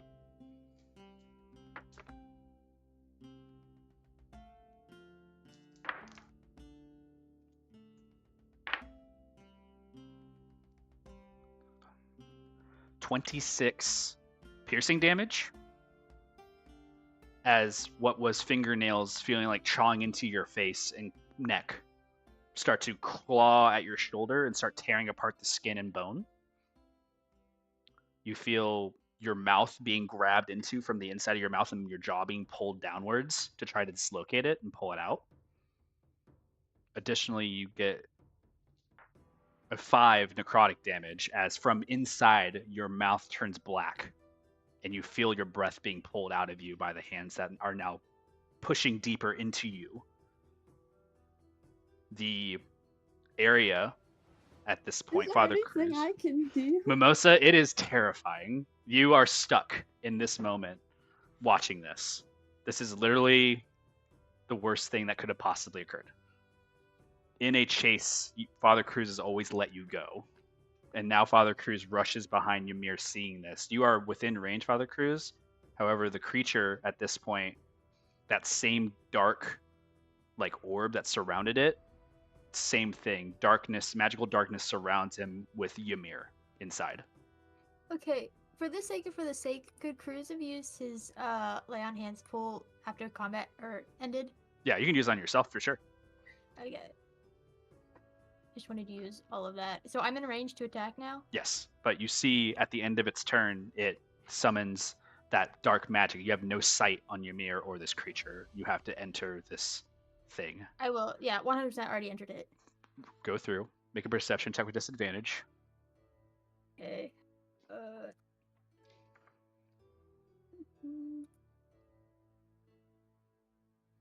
Oh, by the way, Ymir, you need to make 2 concentration checks to keep up Phantasmal I Force. guidance myself. Okay, so that's You said 8. Phantasmal Force. You're ended. absolutely right. Super sorry about that. You're absolutely right. I did say it ended. Go ahead, Father Cruz. 8 perception, but my sword is also still. Yes, but magical darkness isn't pierced by the light of your sword. Do I know where Mimosa is? You can hear it. Okay. That's why it's disadvantage on your perception. You're following sounds around this magical darkness. Okay. Ymir, Now, you have a little bit of time to do something right now, and Father Cruz, you both have time to do an action before things start breaking out. And then alright, I want to that's it. double attack it. Okay. I need you to make 2 attacks at disadvantage. Oh, I have advantage because I'm on a mount, so. Okay, it's just you're right. straight So roll. straight rolls, 2 straight rolls. This ain't looking good for me, guys. 21. Does that hit? That hits. Okay. I'm also going to use a smite on this. Actually, no. I'm going to use Shining Smite. It's a bonus action. Can I? No, I can't. Okay. I'm just going to smite it. What does it count as? What is the creature? Yeah, is it like, can I use my... You can make an inference right now. This is an aberration. So, I mean, so like, For Divine Smite, would I get the double damage because it's something weird or not? No, Okay. this is not undead, and this is not infernal. Okay. 8 slashing, 3 radiant. What you see your strike landing on one of the attacks, Father Cruz.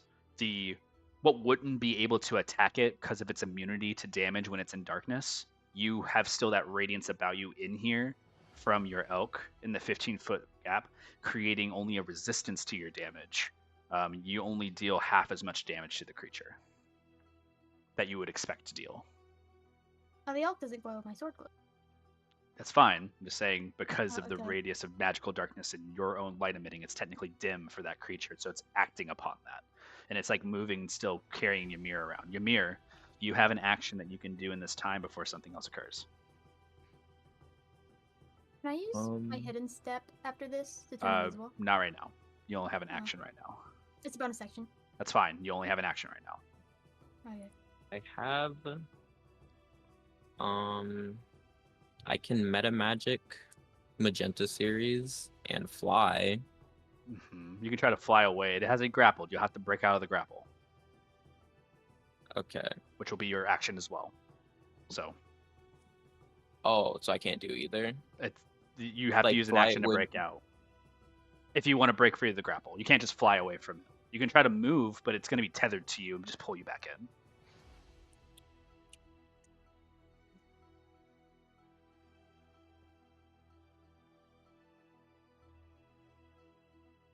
This is terrifying, Ymir.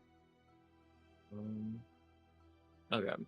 I'll use grapple. I'll try and get out of it with grapple. You push off as many hands as possible. Go ahead and make an athletics check. Or sorry, acrobatics. Acrobatics? Yes, acrobatics. Sorry. Dirty 20.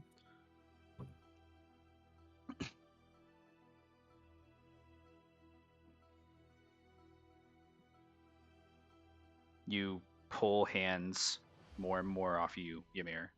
And as you can try to break free, a bigger hand grapples all the way around your body. You are unable to break free of the grapple. You feel your lungs collapsing as the tightening grip of whatever this is pulls you in like the worst hug you can imagine.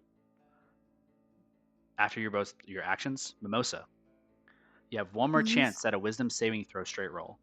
I'll tell you right now, your DC for this is a 15 right now. I'm so scared. Oh my Oh, gosh. good! Jacob, Please. please! Oh Please. my gosh. Oh my gosh. Oh my gosh. Oh my gosh.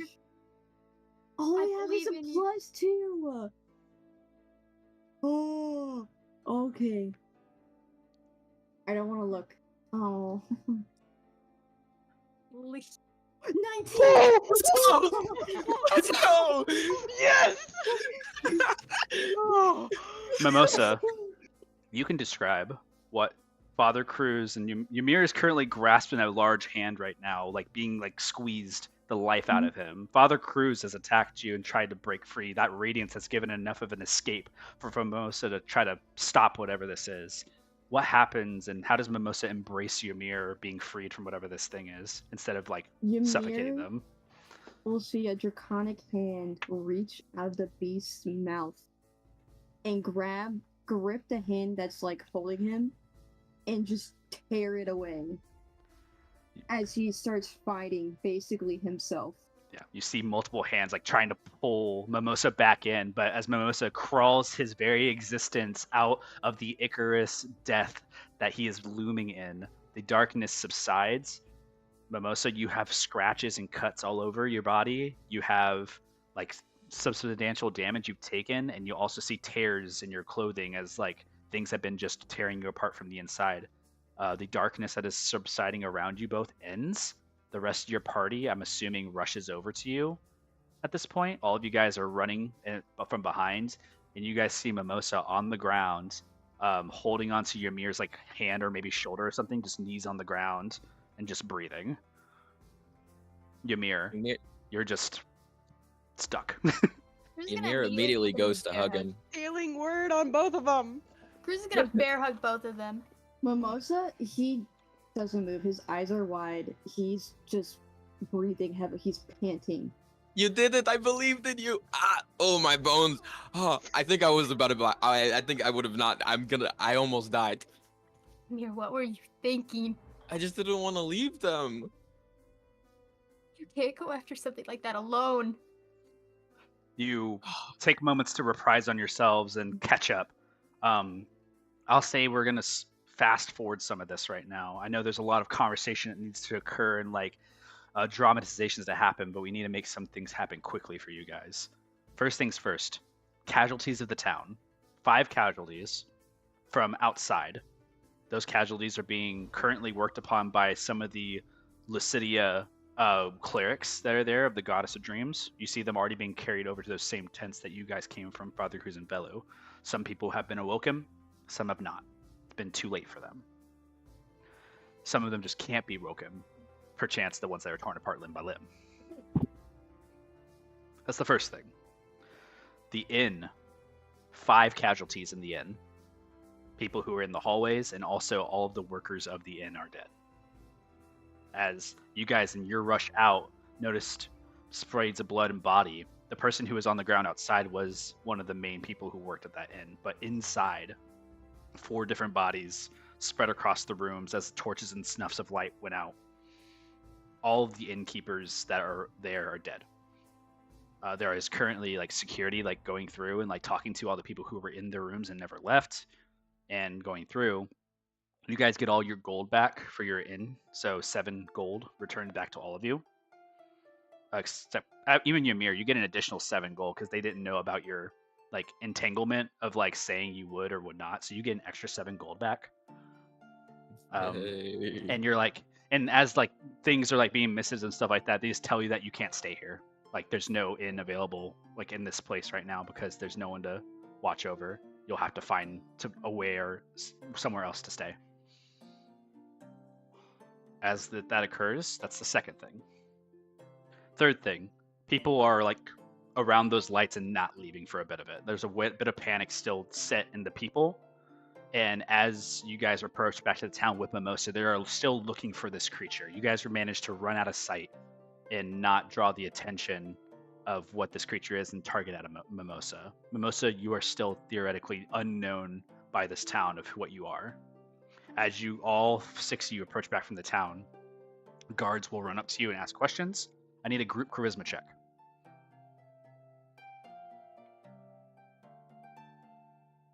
Or you can all elect one person to go up for you and speak on your behalf.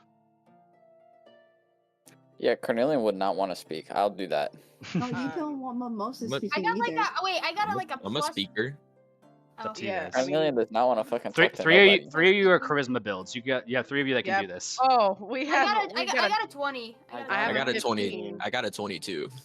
Oh, you guys are good. You guys are fine. Both of you kind of We go can up. just do a group. Even I think it's Ymir and Father Cruz that both draw the most attention. Idris, you create a kindness of the air around Mimosa, like kind of sheathing them from being seen in their like tattered way. And in the conversation between you and Father Cruz, they say, anybody who's hurt, please go see the clerics over at the Goddess of Dreams in that courtyard. Please get your healing and everything done. We're so sorry about the apologies of the failure of our systems. This is not how it's intended. They keep talking a little bit more. Bongo flies over to you, Ymir, and kind of lands on your shoulder, and just kind of like just coos at you and just kind of looks left and right, thinking to you. It's like it's like what happened? He just says to you, Your father almost got themselves killed just now. okay, what does that mean? Killed? Like death. This is a new thing for me. Oh, we gotta talk about it more. I would have. Okay, yeah. It's like you're like talking to him like mid thing, and the guy's like, right. Make sure you guys stay safe. It's not safe out here. Obviously, we're gonna keep double our watches and patrols. Sorry about that. If you don't feel safe, please, make your amends of what you guys do. But, obviously, there's something out there more terrifying. Would tell them that it's gone and that they don't need to raise their resources. They kind of like look at eyebrows, like, really? You saw it left? We handled it. Well, we gotta let It's the gone. other towns know if they're going in the direction. What direction did it go? No, it's gone. It's gone. Really? Jeez, something like that just leaving. That terrifies me.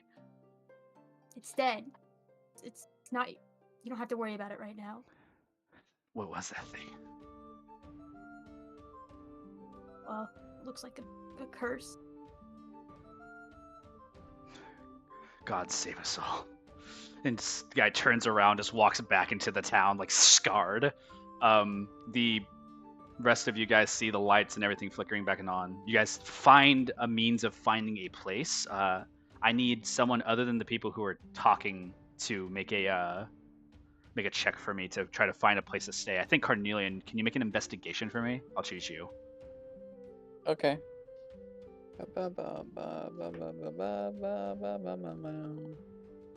I'm gonna use my inspiration. 19.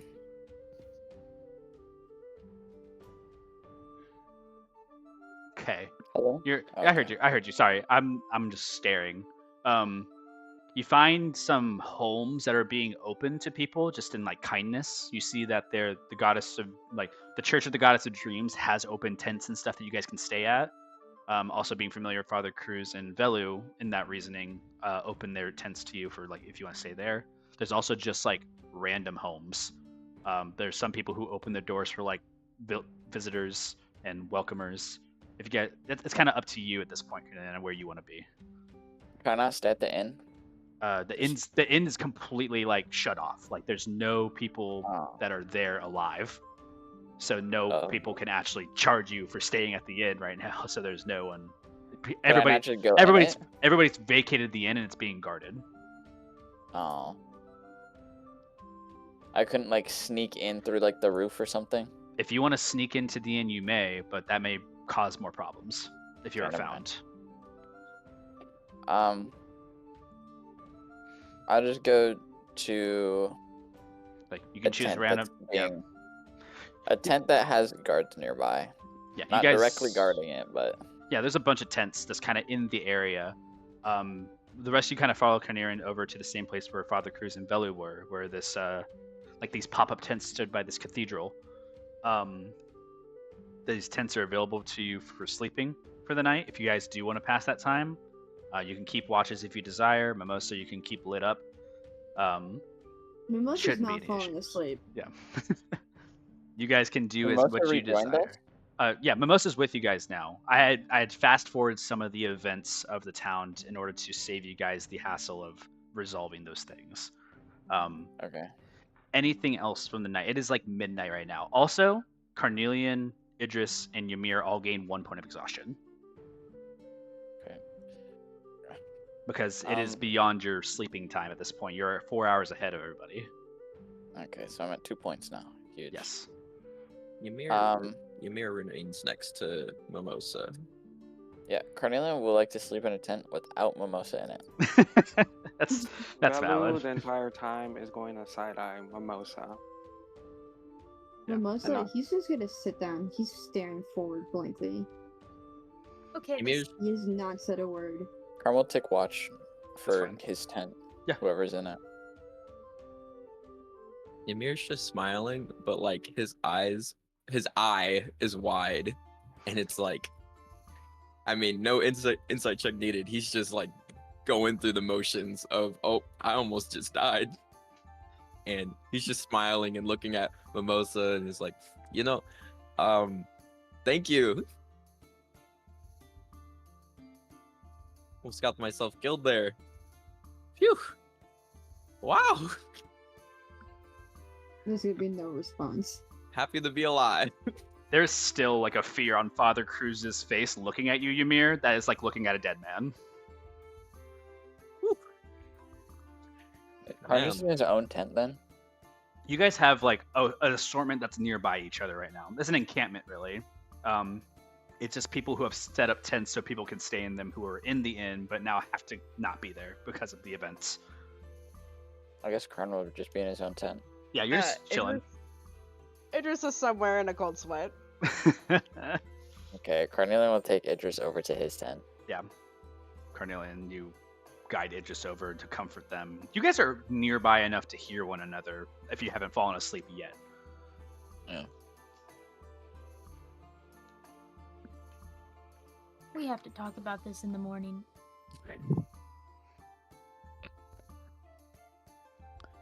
It's just, if you want to sleep, I'll take first watch.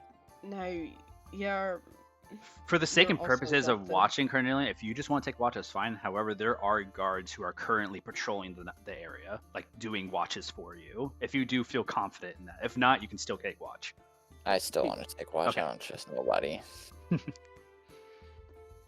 It's either you take watch or I take watch, and I can tell that you are very exhausted. The bags I under your can't- eyes start to show too, Carnelian. And so does can't. Idris's. I really can't. No, I'll take first. Okay, wake me up after. Sure. You can make a perception check with disadvantage, Idris.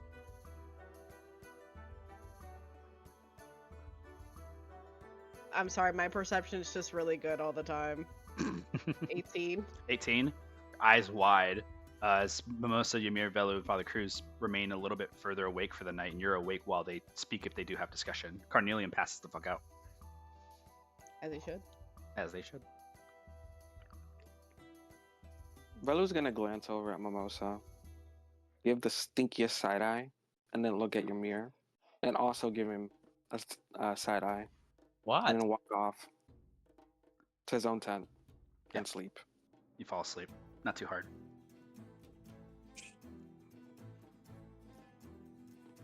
This is the first time Velu's seen all this, so he's probably still processing.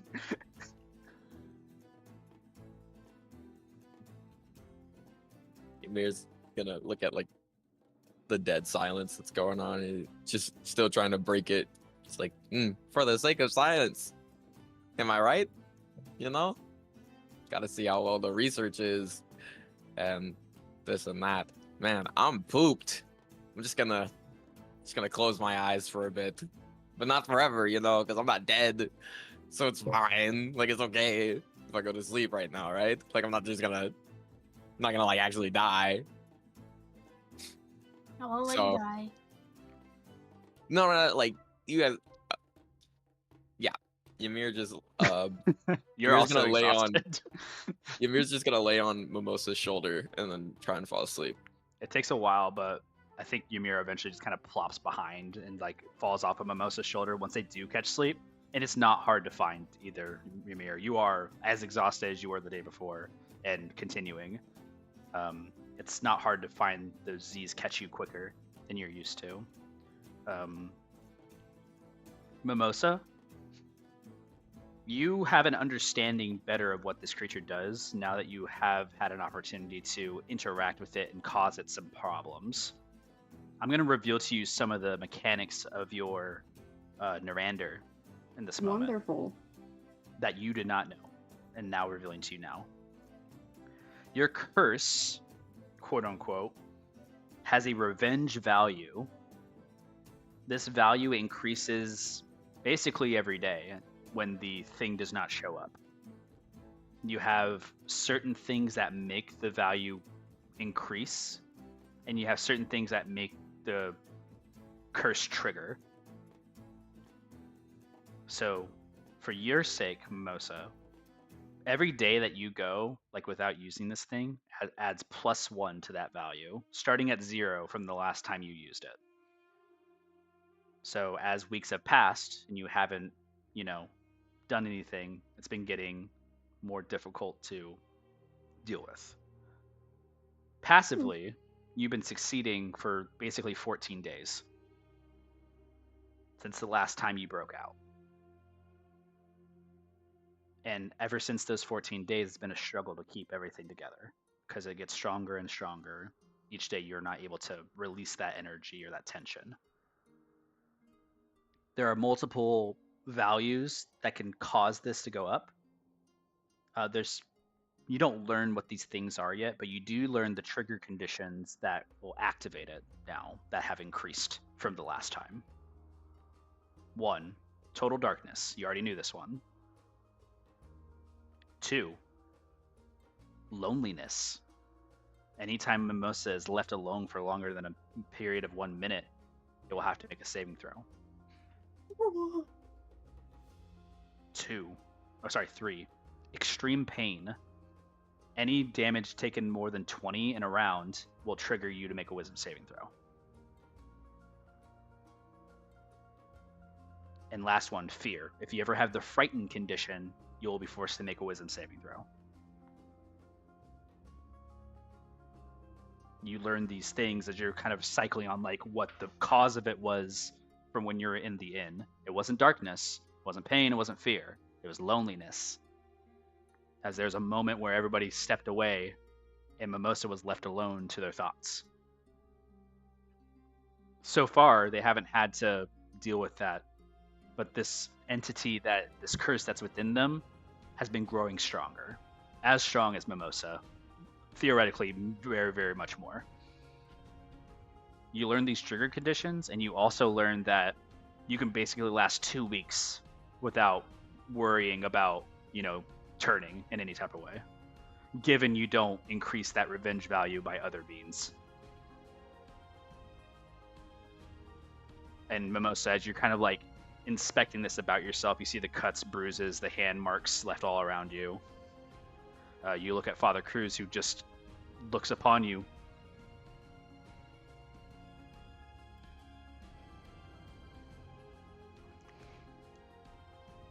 Mimosa's, he's gonna shake as he just looks at Cruz. You're the smartest, most intelligent boy I know. This wasn't you. Alright? You can't blame yourself for that. None of this was your fault. This curse wasn't put upon you. I know you tried your best to get out of it, and you did. Right? Ymir's alive because you kept fighting. And you can't be sad about what or who was lost, alright? You have to keep fighting this thing. This isn't going to be a part of you forever. It's just now.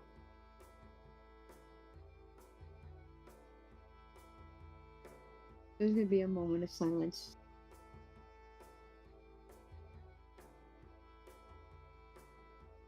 I don't understand how you can't hate me if all I do is surround your life in death. My entire religion is about how everybody will come back. Isn't that why you're the perfect son for me? People All these shouldn't die like this. People can die for any reason. People It's can not- die because they got mugged or because they're sick.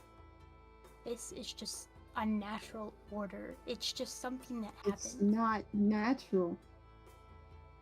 What happened, isn't it? Isn't it natural? I mean, everything is Would natural. it be natural if Ymir died? There's a turn in the bed Lord. behind you, Mimosa, Ymir. You're in your sleep, but like a Everything dark that thought kind of happens- passes. Happens for a reason. And if Ymir died, I would mourn him. But it means he died for a reason. It's not good enough. Nothing ever is. But we just have to accept it. I don't. That's good. That means that you can still fight against it. Alright? Tired of fighting. Does giving in look better? I just don't want to be around. We'll deal with The- it.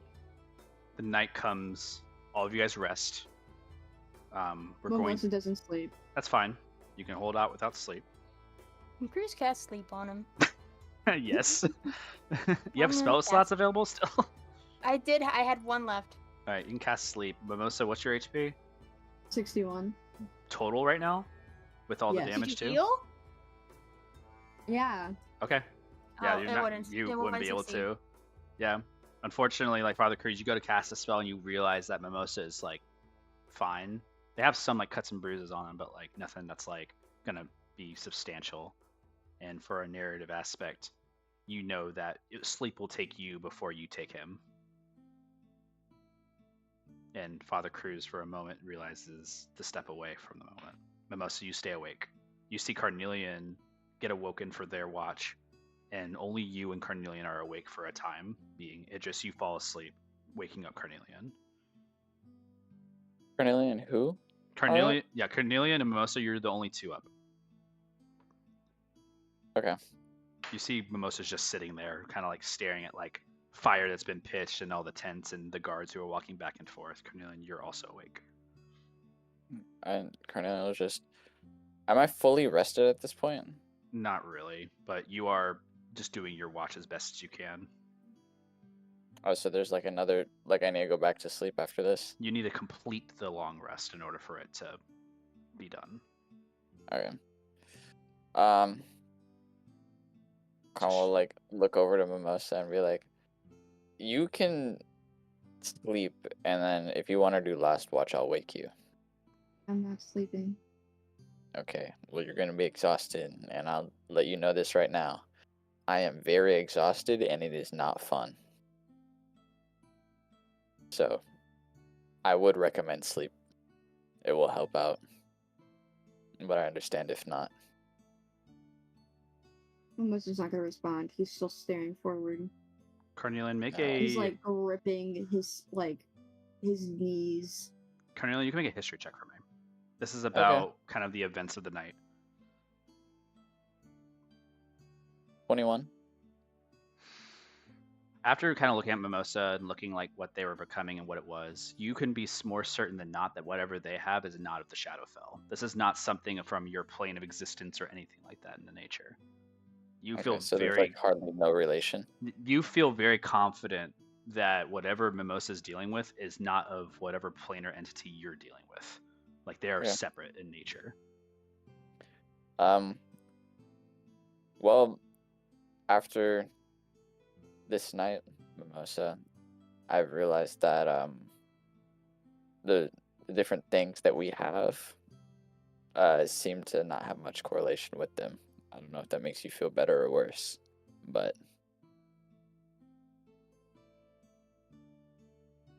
we got different problems. Cornelian. Hmm.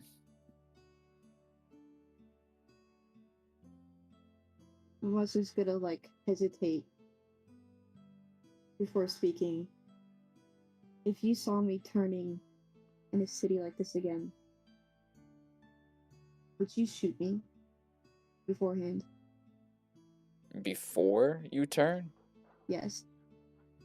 have you ever had that experience? I'm just wondering, maybe if I died before I turned, that it wouldn't come out. You know, if that is something that you want, I can try. I can try to bring you down to unconscious and not kill you, but I know that Cruz would not appreciate me killing you. So I can try to make you unconscious to see if that still forces that transformation out of you or not. Dead might be better. Okay. I'll do that next time. It's the easiness that kind of comes into the air, Mimosa. Is like a little bit of thing off your chest kind of releases for once tonight. You find your eyes slacking a bit, Mimosa. Cornelia and you as well. Make a perception check with disadvantage. For both of you.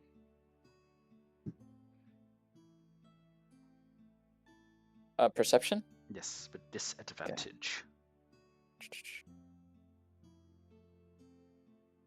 11. 15. Okay. Guards passing. Lights are bright.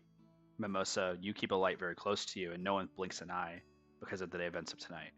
People just now have lights next to them at all times, and this town has been changed. You don't feel watched, Mimosa. You just feel like an imposter. That's the best way to describe it. Like you shouldn't be sitting here and enjoying the light sometimes. And Cornelian, you look over at Mimosa and you see kind of like that sadness across their face. But it doesn't break like a vow of like that you've already made. And you see that where they spoke from you came true. Your perception is bluffed, Cornelian, or blinded by kind of seeing one of your allies just fucking going through it. Like, and you know what that feels like. Okay. Mosa. Hmm. So, do you know of have you destroyed lights before? Like that? Mimosa, this is your first time hearing about something like this? I didn't know that happened. Yeah. Um, that was something that I witnessed. There's a brazier that was either turned off or destroyed. I don't really know, but during that you released like this aura of like really dark stuff that just couldn't see through unless I'm assuming if I got closer I could see in it, but I just couldn't see from the outside of it. I don't know if this is new information for you, but This just could be fear spread across his face. listen, it might be scary, but at least you know now. Rather than finding out later when it's potentially a lot more powerful. You know now, so you can deal with some alternatives now. Like, I was thinking if there was some sort of magical light that you could just have on you that can never turn off, maybe that will, like, that's out of your reach somehow. Carnelian, you saying this out loud, remind yourself back to the fight. The light that Mimosa destroyed was magical. Okay. Or You just like you kind of like put your fingers together and like wrap them together and just like put a finger out to say and correct yourself. But there's a moment where it's like you kind of stare at Mimosa's face and that fear washes over you too. maybe like a physical fire. I was just thinking maybe like if there was a lantern like on your back, you know that part of your back that you can't reach if you go to reach for it. Like what if there's a light there just always doing that because it looks like whatever it is weaker within the light. And I mean we know that because it just helps you bring calm. Melissa will just shake his head. It's not just light anymore. What do you mean? I was alone for less than a minute, and I turned. Just because I was alone, I turned. Is there so it's light and being alone. Is there anything else with it? Pain, You feeling Fear? pain or seeing pain? feeling.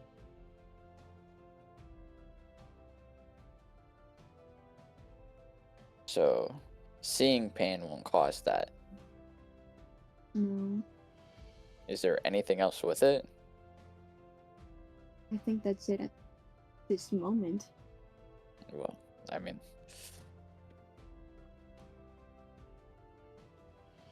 You guys It's- pause and like look at the day passing. Carnelian, your eyes become restless and you like are doing this head nod thing right now where you're trying to have like a meaningful conversation, but it's becoming like Daisy in that moment. Mimosa, I need you to make a Constitution saving throw.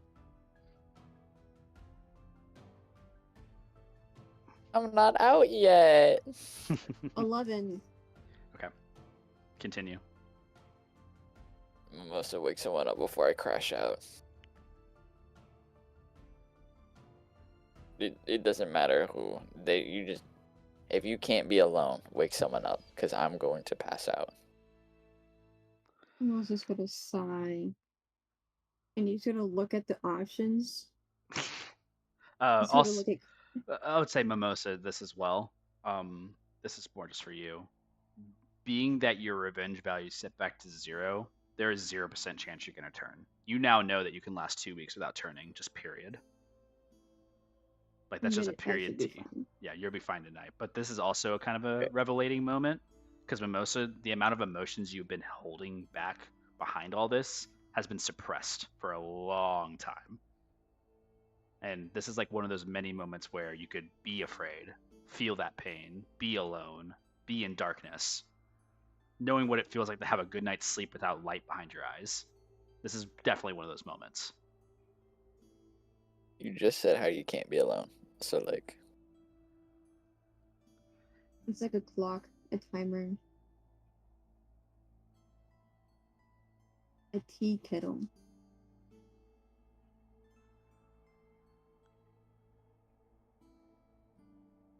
Moses gonna wipe his face. Just go to sleep. okay, Cornelio falls Car over. just falls. Doesn't even like bother. Mimosa, you're the only one left awake. Is there any passing thoughts before we return back to the daytime? Moses is gonna be thinking about his life's worth.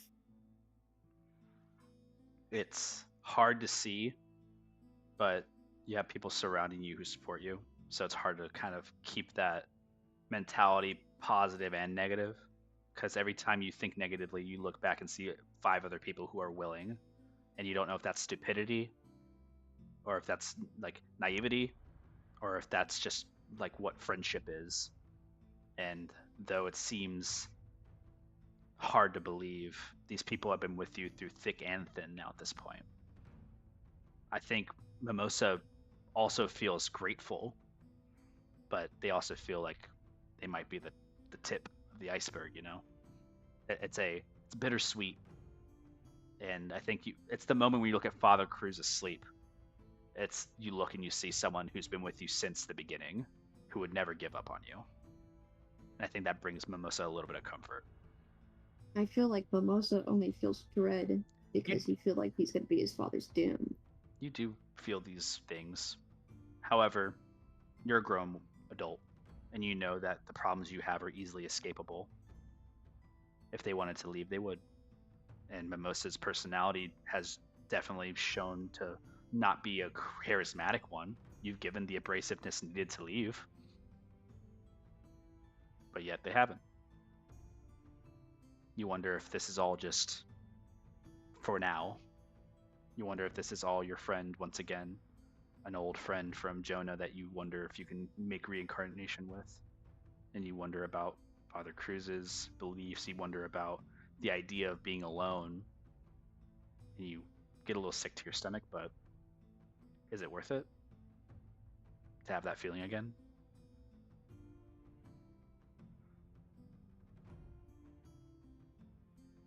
Like I said, bittersweet day for Mimosa, but a lot of thought. Everybody awakens. You have 1 exhaustion point, Mimosa. Word. We're going to do something very quickly, guys. We're going to jump our scene to the entrance to Halavar. But however, I know there are discussions that you wish to have. Those discussions will be done at a flashback point in a future session. We're going to move forward to approaching Halavar. Your time crunch just still occurs to this day, no matter the circumstances of your friends and allies. And it's not you pressuring them, it's just time is of the essence.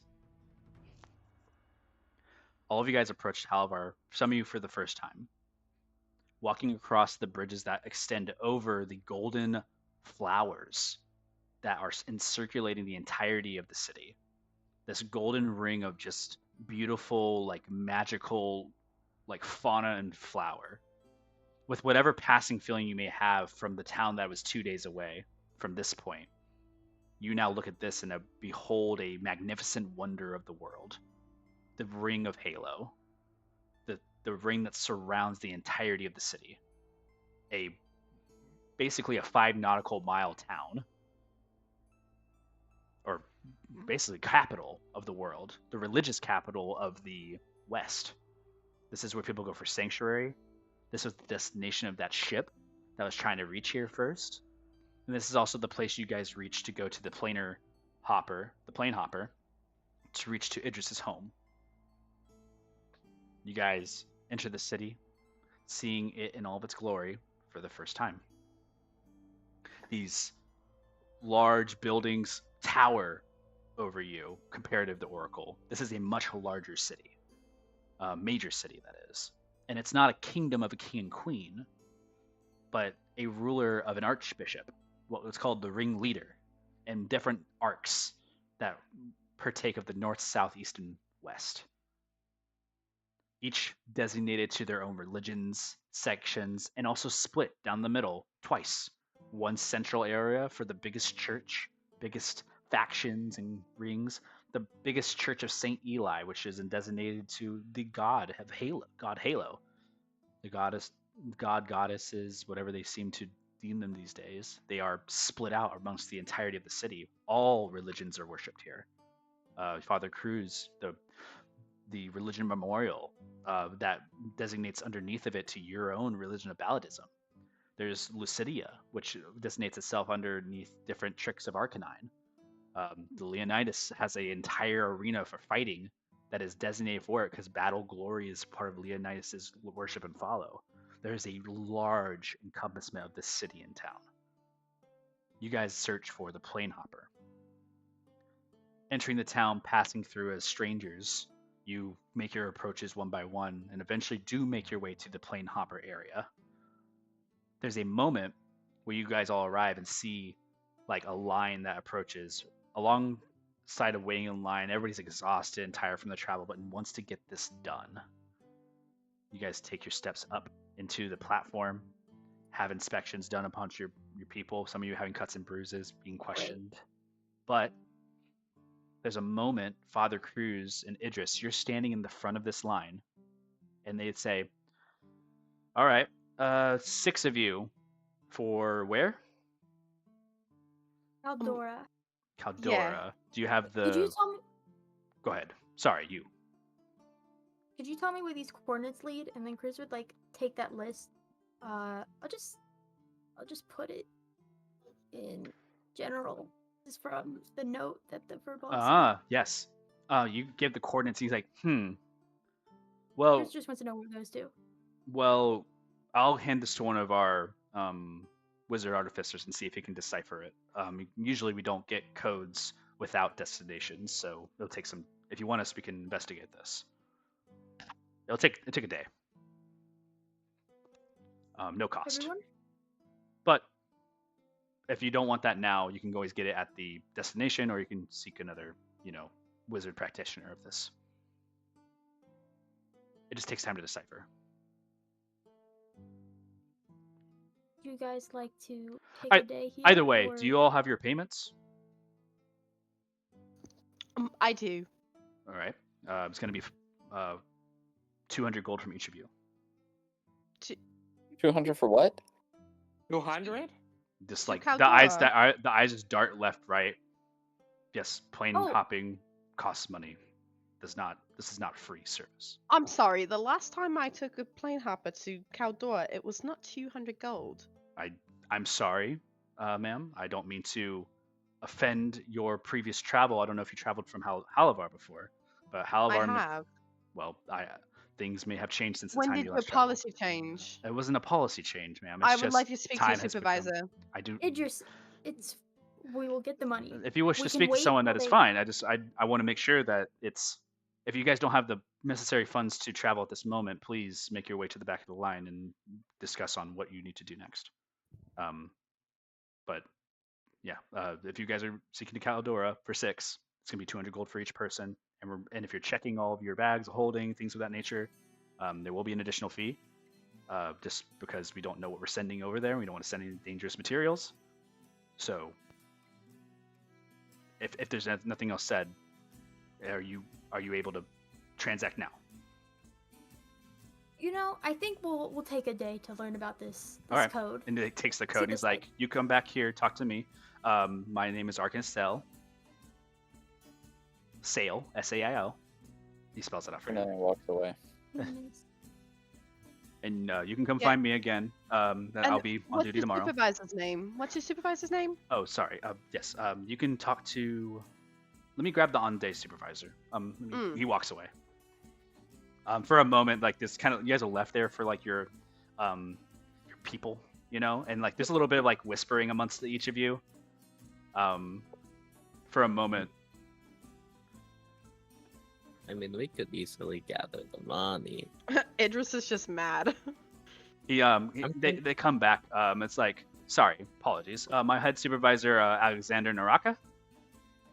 And you, like- Alexander Naraka. Yep, and he's like looks over, Elvish in form, High Elven. Mm. They have their fingers Mhm. together. It's like, see, there's an issue about funds. Times have changed. Money is important, necessary as Mm. well, in order When for the did casting. that change? Maybe a cycle or two ago. Really? Mm. New orders from the ringmaster. Can't really change that in regard. If you have an issue with it, you can bring it up to the inner circles. Right. Where do I go for that? You can go to the Church of Eli. Perfect. Thank you. And Father then Cruz, Idris you turns hear and this and walks you're like, away. fuck. No. You So guys. we're just walking around in Halavar. Well, you guys just leave the plane hopper area. You guys are kind of like wondering. You guys leave immediately. Some attentions are like turned to you. There's like whisperings about like you not being able to go into plane hopper. It's a little icky. It's strange.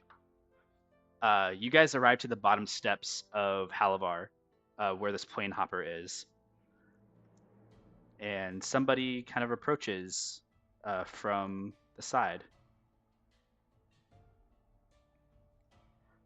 Tanner, would you like to describe your character? Absolutely, I would. Yeah, I'm a Shadar Kai, tall, lanky, light gray, bluish skin, with this long white hair. He has these green eyes with like a grayish undertone. He is kind of sad looking at like all times.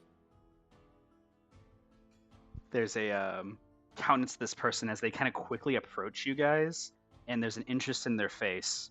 A moment passes when you guys see this person kind of staring eyes, and your character, Tanner, interjects, knowing of their current debacle at the planar hopper.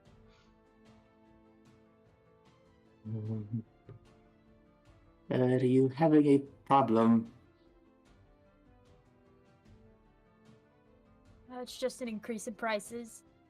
Oh, yeah, they do that. That's criminal. How much did it used to cost, Idris? 50 gold. And it went to 200? That is Mhm. outrageous. You don't even have to tell me, I know that, but Cadora used to be, you know, I guess a place where not a lot of tourists go, but I guess suddenly it's a vacation home. I don't know. 200 gold.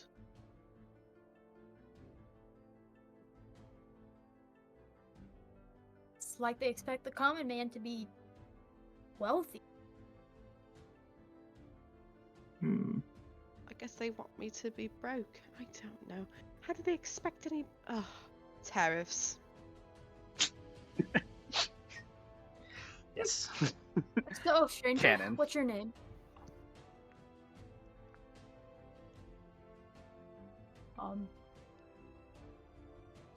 Urgle 2. What? What's your name? Your name? You asked. Oh, my name is Zenon. Zenon? Yes, it's Zenon. And Pretty interesting name. I'm Thanks. Cruz. Oh, I cruise. it's Idris. Can we help you with something?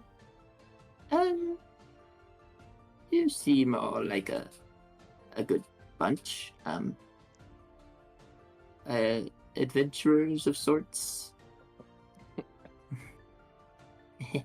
You... Can Did you- Velu...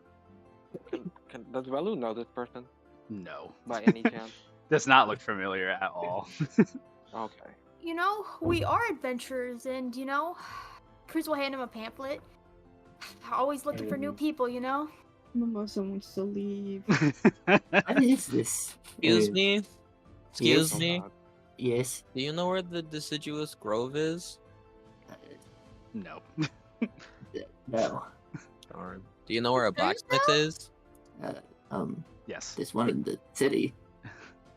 Wait, Cruz Can what you now? direct us to there? It's for the Well, blacksmith.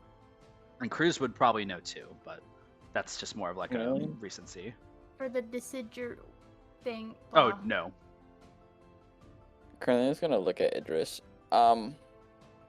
Send me later. And then he's gonna look at the group. I'm gonna go wander the city. Zenon, Alone? you feel like you're missing Yep. an opportunity. Wait. I must ask you something. I love you. I need the help, really. I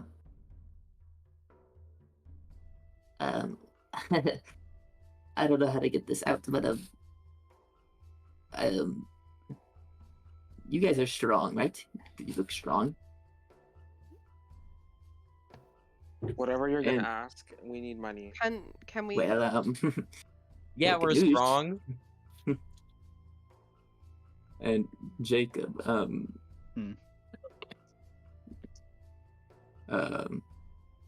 What's up? the goal Yes. of this character, right, Mm-hmm. is what? Like, I need them to get. Well, you wanna Okay, help then. them.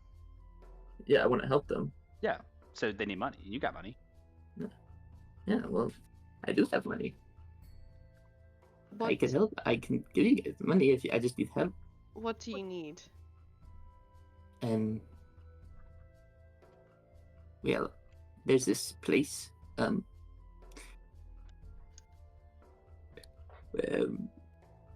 I got a dungeon, more or less, and I obviously can't do it alone. And maybe if you guys came with me, you can, I could pay you. You guys get in the city, all the dungeon and help, and then I pay you, and then you go do whatever you need, like your What- little planer hopper Where thing. is this dungeon? And what is in it? And It's in Belly a make an insight check. It's in a cemetery. There's some undead creatures.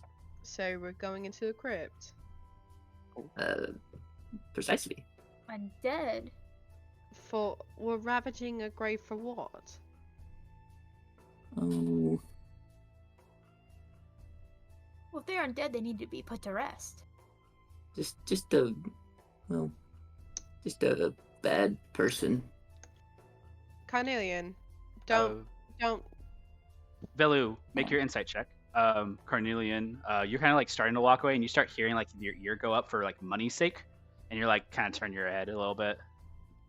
I'm just waiting, kind of at the edge of the conversation. Yeah. 23. Sounds like- So, what do you gain for us going into this cemetery and killing, like, undead? So I will pay for all the travel. And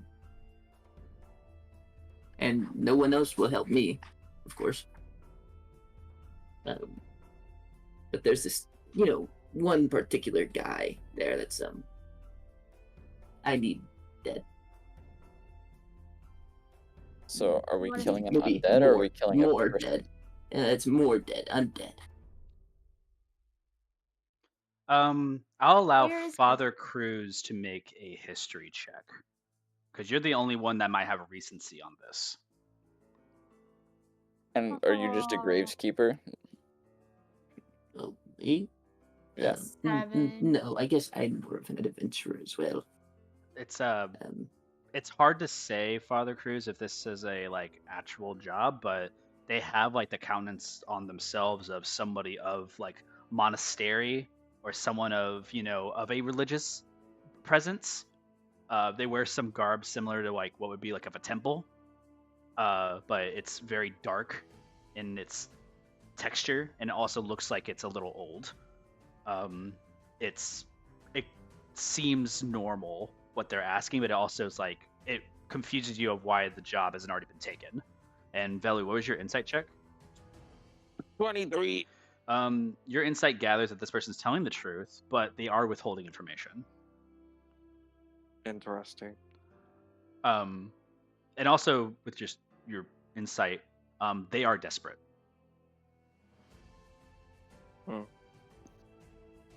How far is this crypt? And how much are you going to pay us? Um, uh, for the travel length, So you'll shell out 1,200 gold and additional for our bags. yes, and any loot in the dungeon you can have too. It's in the other place that we need to go to, not Halavar. It's nearby, it's just not in. Oh, Halavar. okay, never mind. Sorry. Yeah, not in Halavar, but Wait, will you not be joining us in this? no, I will. I just need people to do it with me. You're not like a terribly evil person that if we do this, you're gonna have superpowers and then everyone's gonna die, right? I've read this in a book somewhere. I mean, that I is a don't fair believe question. Your Can guard. Carnelian insight? Yep. You can make insight as well. You see Villu's also checking this person out too, Carnelian. They seem to have like a concerned face, but like nothing that's like ticking you off. But go ahead and I make an got a insight. 6. Yeah. You look at this guy, like desperate guy. You know, you've been there. You needed help before. Is that in Halavar's a very religious place? What religion do you follow? And I came from a temple of air monks, and it's out in the Makoti Desert in Zephyra. Zephyra. Where did we I don't just know come if- from? You guys just I came don't know from if you guys Giselle. know it. Okay. Ymir, does this ring any bells? That's right.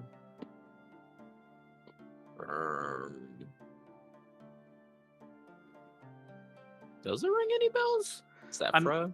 Well, you know, there's a temple in Zephyra. Zephyra is like the main like city of the Air Genasi, and then you live in like the Nettle Drop area. But yeah, this is like the overarching thing of the city. But the temple of Zephyra is like where they would keep theoretically the air like genie like artifact, the windsurfer pipe. Like you know that's where they would keep it.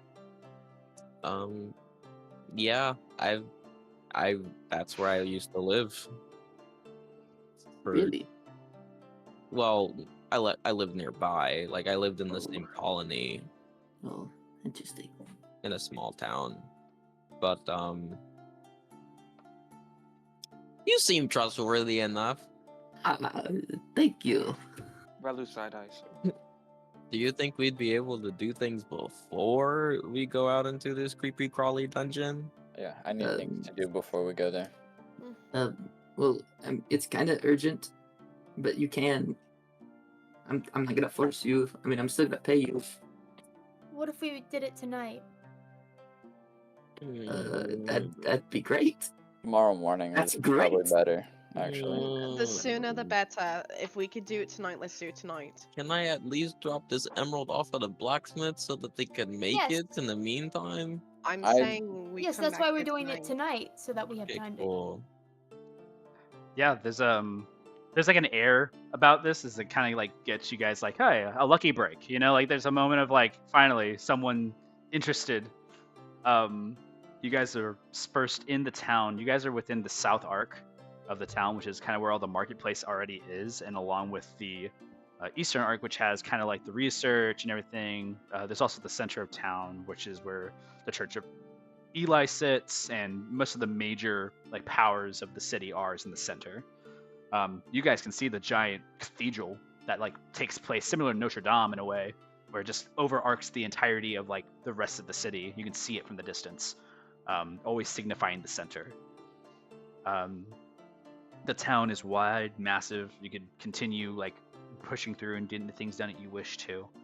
Zenon, you are kind of like lurking about in a way, not necessarily creeping, but kind of like you're kind of staying nearby these people who have a group of people who have finally accepted your quest.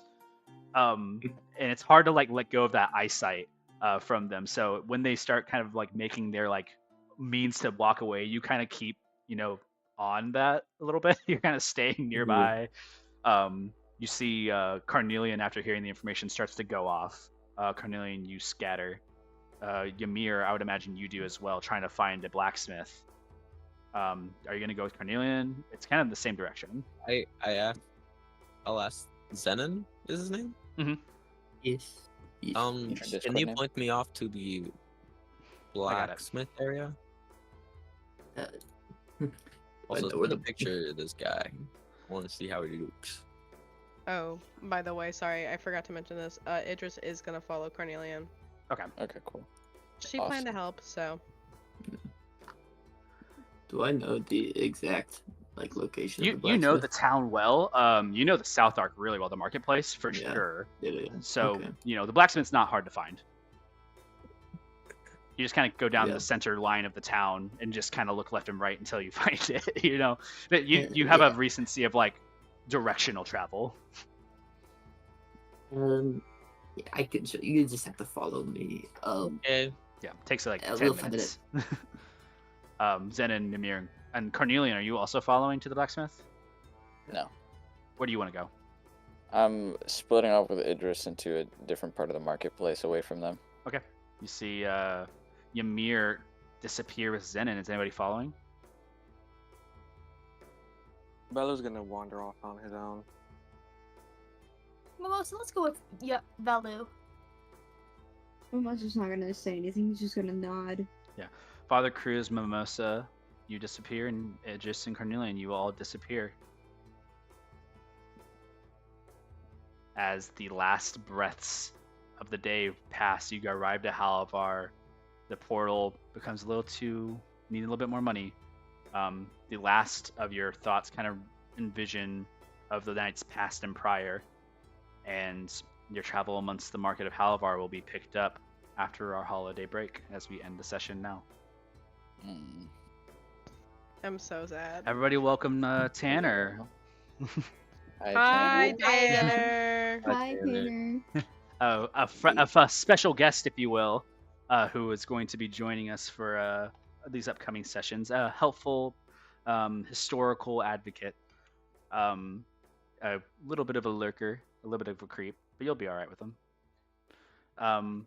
As things kind of progress, I'm going to share some more details with you guys about things you have learned over the last 2 days of travel. Mimosa, you learn new things about your stuff. You learn your revenge values now, like the actual things that cause things to increase for you. Anytime you're in darkness, the value goes up by 1. Anytime you fail a saving throw, it goes up by 1. Anytime you make a successful wisdom saving throw against the trigger condition, it adds 1. If you're ever knocked unconscious, it adds 5. And any attempt to break whatever curse it is will add 5. Wonderful. Wow. You learn You're doing this. great. Also, you do learn you can reduce the value of the revenge value by 1 every time you rage. I thought raging made it increase. That's why I never raged. You misunderstood me. Raging is what allows it to be used and not go crazy. Mama's just gonna start raging every day and just beating the crap out of Sand. In my headcanon, every time you worked out, you raged. So I was like, okay. Oh, that's wonderful. I've been putting that away, and like that's been keeping you in check. So happy that we're all alive. You're all living alive. our lives. Doing Good. what we please. You know, just chilling. Father I'm Cruz, you surprised learned he some likes to go information. insane. You learn about the goddess of dreams a little bit more. You can do with this information as you will. Neuromancy and fate people, basically. People who like are prophets come from this religious, like, Lychoreum god. You saw at times there were neuromancers who were attempting to calm Mimosa's Narander by using like charming effects that were failing. Very similar to how you were trying to cause them to sleep.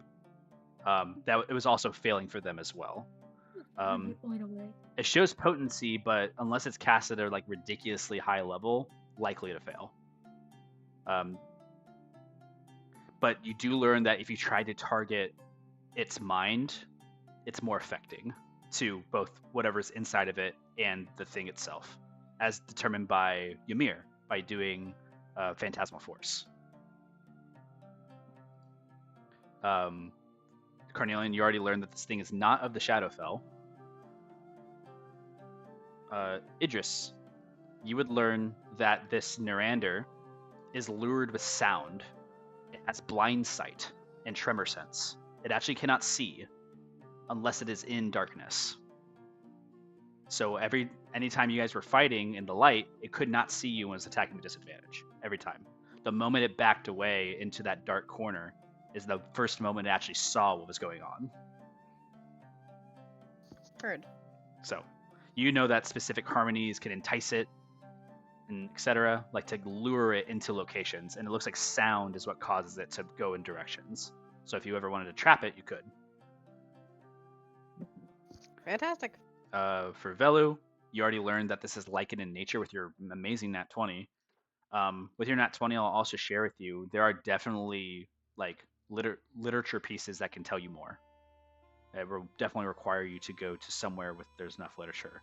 In Halavar, there's a place called the Cosmos Archive, which is like historical records all predating the divide between like gods and humanity. This is like the most extensive library that would exist on this plane. So you can visit that if you so desire to try to find more. And then that's really it. Thank you, Tanner, for jumping at the last moment. I was going to have Tanner join with you on the fight, but we were having some connectivity issues beforehand. So. Is that who the what stranger mysterious? was? Yes. Mysterious stranger? Yes. So I kept him unnamed for a time being, and it was going to be the person that was going to be the person that was going to offer you a home after the battle. But that didn't work out. It's all good. We could have accidentally killed him. Mm-hmm. True. That would have been rough. Well, chat, Now I would have replaced him with another NPC. Would have been fine. Oh, well. It's all variable, you know?